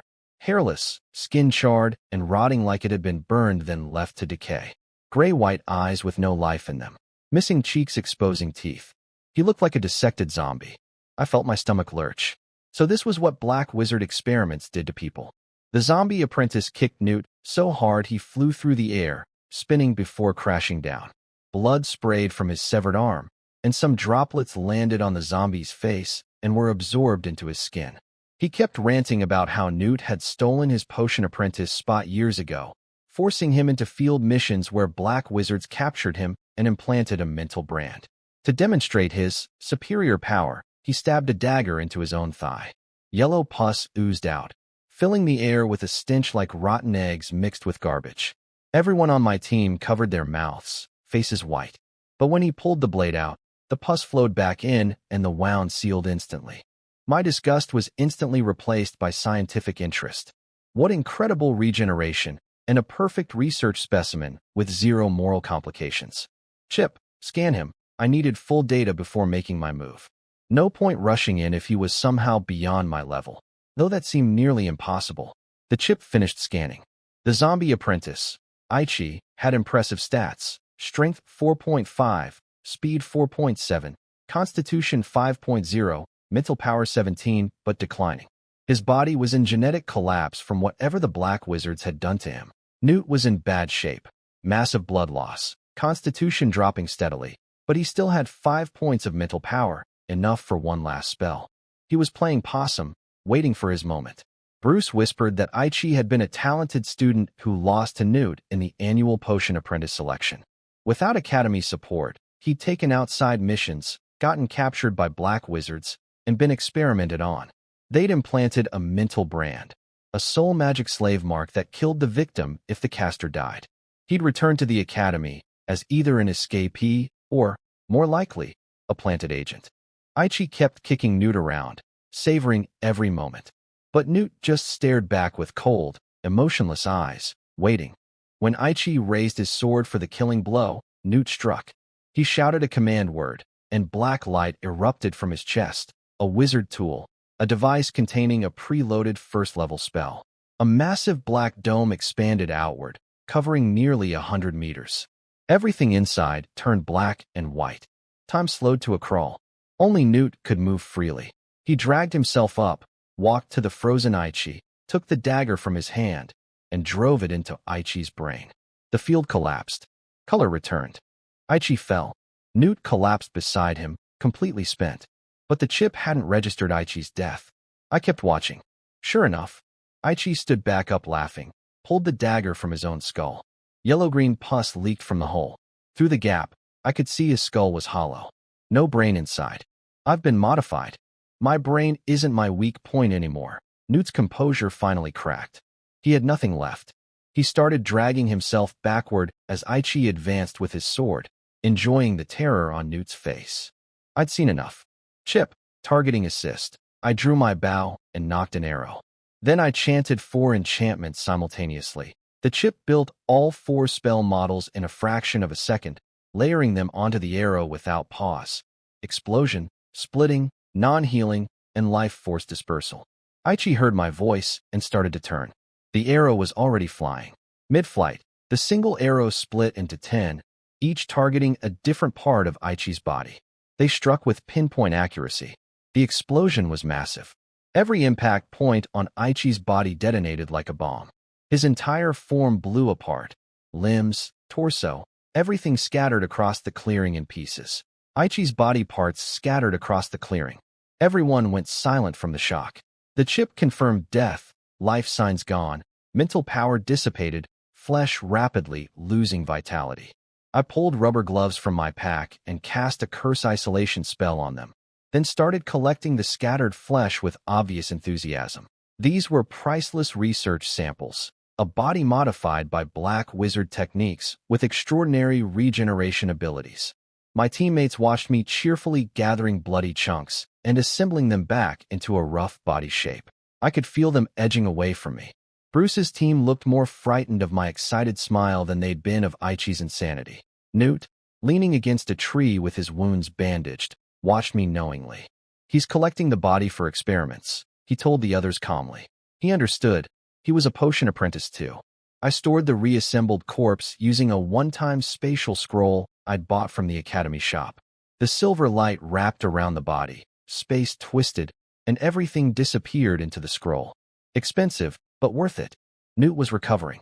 His physical wounds were closing thanks to healing potions, but the mental exhaustion from using that wizard tool, a device preloaded with a first-level stasis spell, had drained him badly. Newt, good to see you, I said casually. He shook his head in disbelief. Lillian said you were a genius. I didn't believe it until now. Bruce asked what we should do next. I suggested waiting. The academy had given Newt a wizard tool, which meant they were tracking him. Help would arrive soon. Moments later, the chip detected a spatial disturbance. A portal opened and a white-robed wizard named Torres stepped through, Newt's mentor. I explained the situation, deliberately spreading the credit across the whole team rather than claiming the kill myself. Torres could obviously sense that only 3 people's spell signatures were at the scene, but he didn't press the point. The rescue was real. Details didn't matter. He offered us a reward. I asked without hesitation, could we pass the forest trial immediately? Torres considered it, then used a secret communication spell to contact the academy. After a moment, he agreed. Killing a first-level black wizard apprentice exceeded the trial's requirements by far. Bruce's team could barely contain their joy. They'd done almost nothing in the actual fight, but I'd shared the credit with them. They looked at me with deep gratitude. With Newt somewhat recovered, Torres led us all back toward the academy entrance. I was already thinking about getting to my lab. Aichi's body was waiting to be studied. While I dove into research, the academy was dealing with a crisis. The discovery that a black wizard had infiltrated undetected alarmed the leadership. The vice dean called an emergency meeting of all school wizards to decide whether to continue the forest trial. They voted to proceed. War over the Kronsa Mountain magic stone deposits was approaching, and this trial served as preparation. However, all new students were recalled immediately. Senior students would continue, but wizards were dispatched along every return path to guard against black wizard ambushes. The array school was ordered to fix the academy's defensive formations. I barely noticed any of this. The moment we returned, I said goodbye to everyone, reported to Lillian, and locked myself in my lab. Aichi's reassembled corpse lay on the cleared experiment table. I put on my lab coat, mask, and protective enchantments, then began cutting. The first thing I noticed was wrong. His flesh didn't feel like meat. It was rubbery, almost like gelatin. Under the microscope, the picture became clear over 3 days of intense study. Aichi's cells had been fundamentally altered. A foreign gene had been spliced into his DNA, one that reproduced without limit, converting normal cell structure into an unknown gelatinous substance. This gel had far greater resilience than normal muscle tissue, explaining his rapid self-healing. The gel also wrapped around brain cells and redistributed them throughout the body. That's why his skull was empty. His brain wasn't gone, just spread everywhere. But the modification was deeply flawed. The foreign gene's uncontrolled replication consumed enormous energy and accumulated copying errors with each generation. Eventually, the accumulated genetic damage would cause total systemic collapse. Aichi had been a ticking time bomb. Brutal and unstable. Classic black wizard work, I muttered. Then inspiration struck. What if I combined this foreign gene with the Hello's parasite's genetics? The 2 organisms represented opposite extremes. Aichi's gene replicated recklessly with no self-control, while the parasite carefully regulated itself, even sacrificing its own body to protect its host. But both shared one trait. They enhanced the host's physical resilience and healed wounds. If I could merge these 2 genetic approaches, the aggressive regeneration of Aichi's modification controlled by the parasite's self-limiting instincts, I might create a symbiotic organism that could protect its host's body, automatically repair combat damage, and reproduce only within safe limits. My mind raced with possibilities. This could be revolutionary. 7 days of non-stop work left me with dark circles and bloodshot eyes, but the results were frustrating. Every attempt to directly fuse the Hello's parasite's protective genes with Aichi's aggressive regeneration genes failed. The moment both gene types entered the same organism, they went to war. The parasite would tear itself apart, split into fragments that attacked and devoured each other in an endless cycle until energy ran out. The problem was clear. I'd chosen the wrong carrier. The Hello's parasite's genome was too complex and specialized to accept foreign DNA without violent rejection. Then I remembered something from my past life. Bacteriophages, tiny organisms that naturally integrate host genes during infection. I needed something similar in this world. The chip found dozens of candidates. I chose the Prolos bloodworm, a microscopic parasite that absorbed host genetics when infecting creatures, adapting to better target similar species. Its gene acceptance capacity was broad, and it could infect virtually any organism. I separated the useful gene segments from both the Hello's parasite and Aichi's cells, then implanted them into host cells that the Prolos bloodworm would naturally infect. This way, the worm would acquire both genes through its natural absorption process rather than forced injection. I weakened test mice's immune systems and let the worms infect freely. Some worms successfully picked up both gene types, but the conflict killed them almost immediately. The two genetic programs fought each other to death inside each tiny body. I didn't give up. I bred generation after generation, each time selecting survivors that tolerated the conflict slightly longer. With each generation, the rejection weakened. After many cycles, the bloodworms finally stabilized, carrying both genes without conflict. But the genes were dormant, suppressed as recessive traits. I needed to activate them. Using wizard precision, my mental power shaped into microscopic blades far better than any surgical laser from my old world. I stressed individual worms to trigger gene expression. Most died from the attack, but a small number activated both genes simultaneously, beginning to consume dead worms around them and rapidly self-repair. I isolated the activated survivors and bred them through more generations, selecting only those expressing both traits openly. 3 days later, I stared at a small red canister, 5 centimeters wide, 10 tall, filled with a living mass of engineered bloodworms. To the naked eye, the container looked like it held red liquid, but under magnification, it teemed with millions of microscopic organisms carrying my dual gene design. Phase 1 complete. Now it's time for wizard techniques to finish the job. I held up the red canister and smiled. The hardest part, genetic engineering, was done. The next phase would actually be easier thanks to wizard magic. In my old world, controlling microscopic organisms at this level would require impossible precision. Here, a single bonding spell could handle what no technology could. I'd spent 500 magic stones, everything I had, on a mass contract scroll. It was covered in tiny purple runes that, once activated, would bind the bloodworms to my will through blood and soul. I cut my finger and began chanting. My blood dripped onto the floating scroll and sank into its surface. The purple runes blazed to life. I opened the canister and squeezed more blood inside. 2 beams of purple light shot out, one into me, one into the container. The scroll disintegrated into nothing. Instantly, I felt a connection. Blood and soul bonded to every worm in that canister.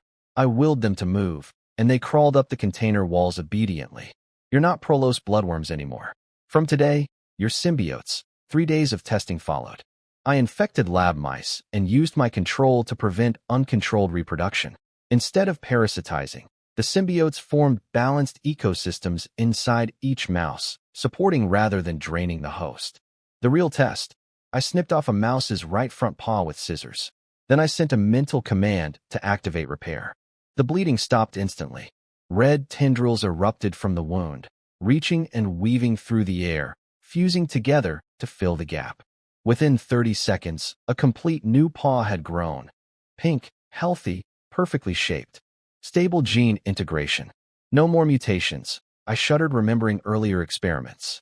Before the symbiotes were properly calibrated, repairs had gone horrifyingly wrong. Eyeballs growing from wounds, mouths forming with 10-centimeter tongues, random organs protruding, writhing tentacles waving in the air. Those images would haunt me forever. I shook off the memory and assessed my progress.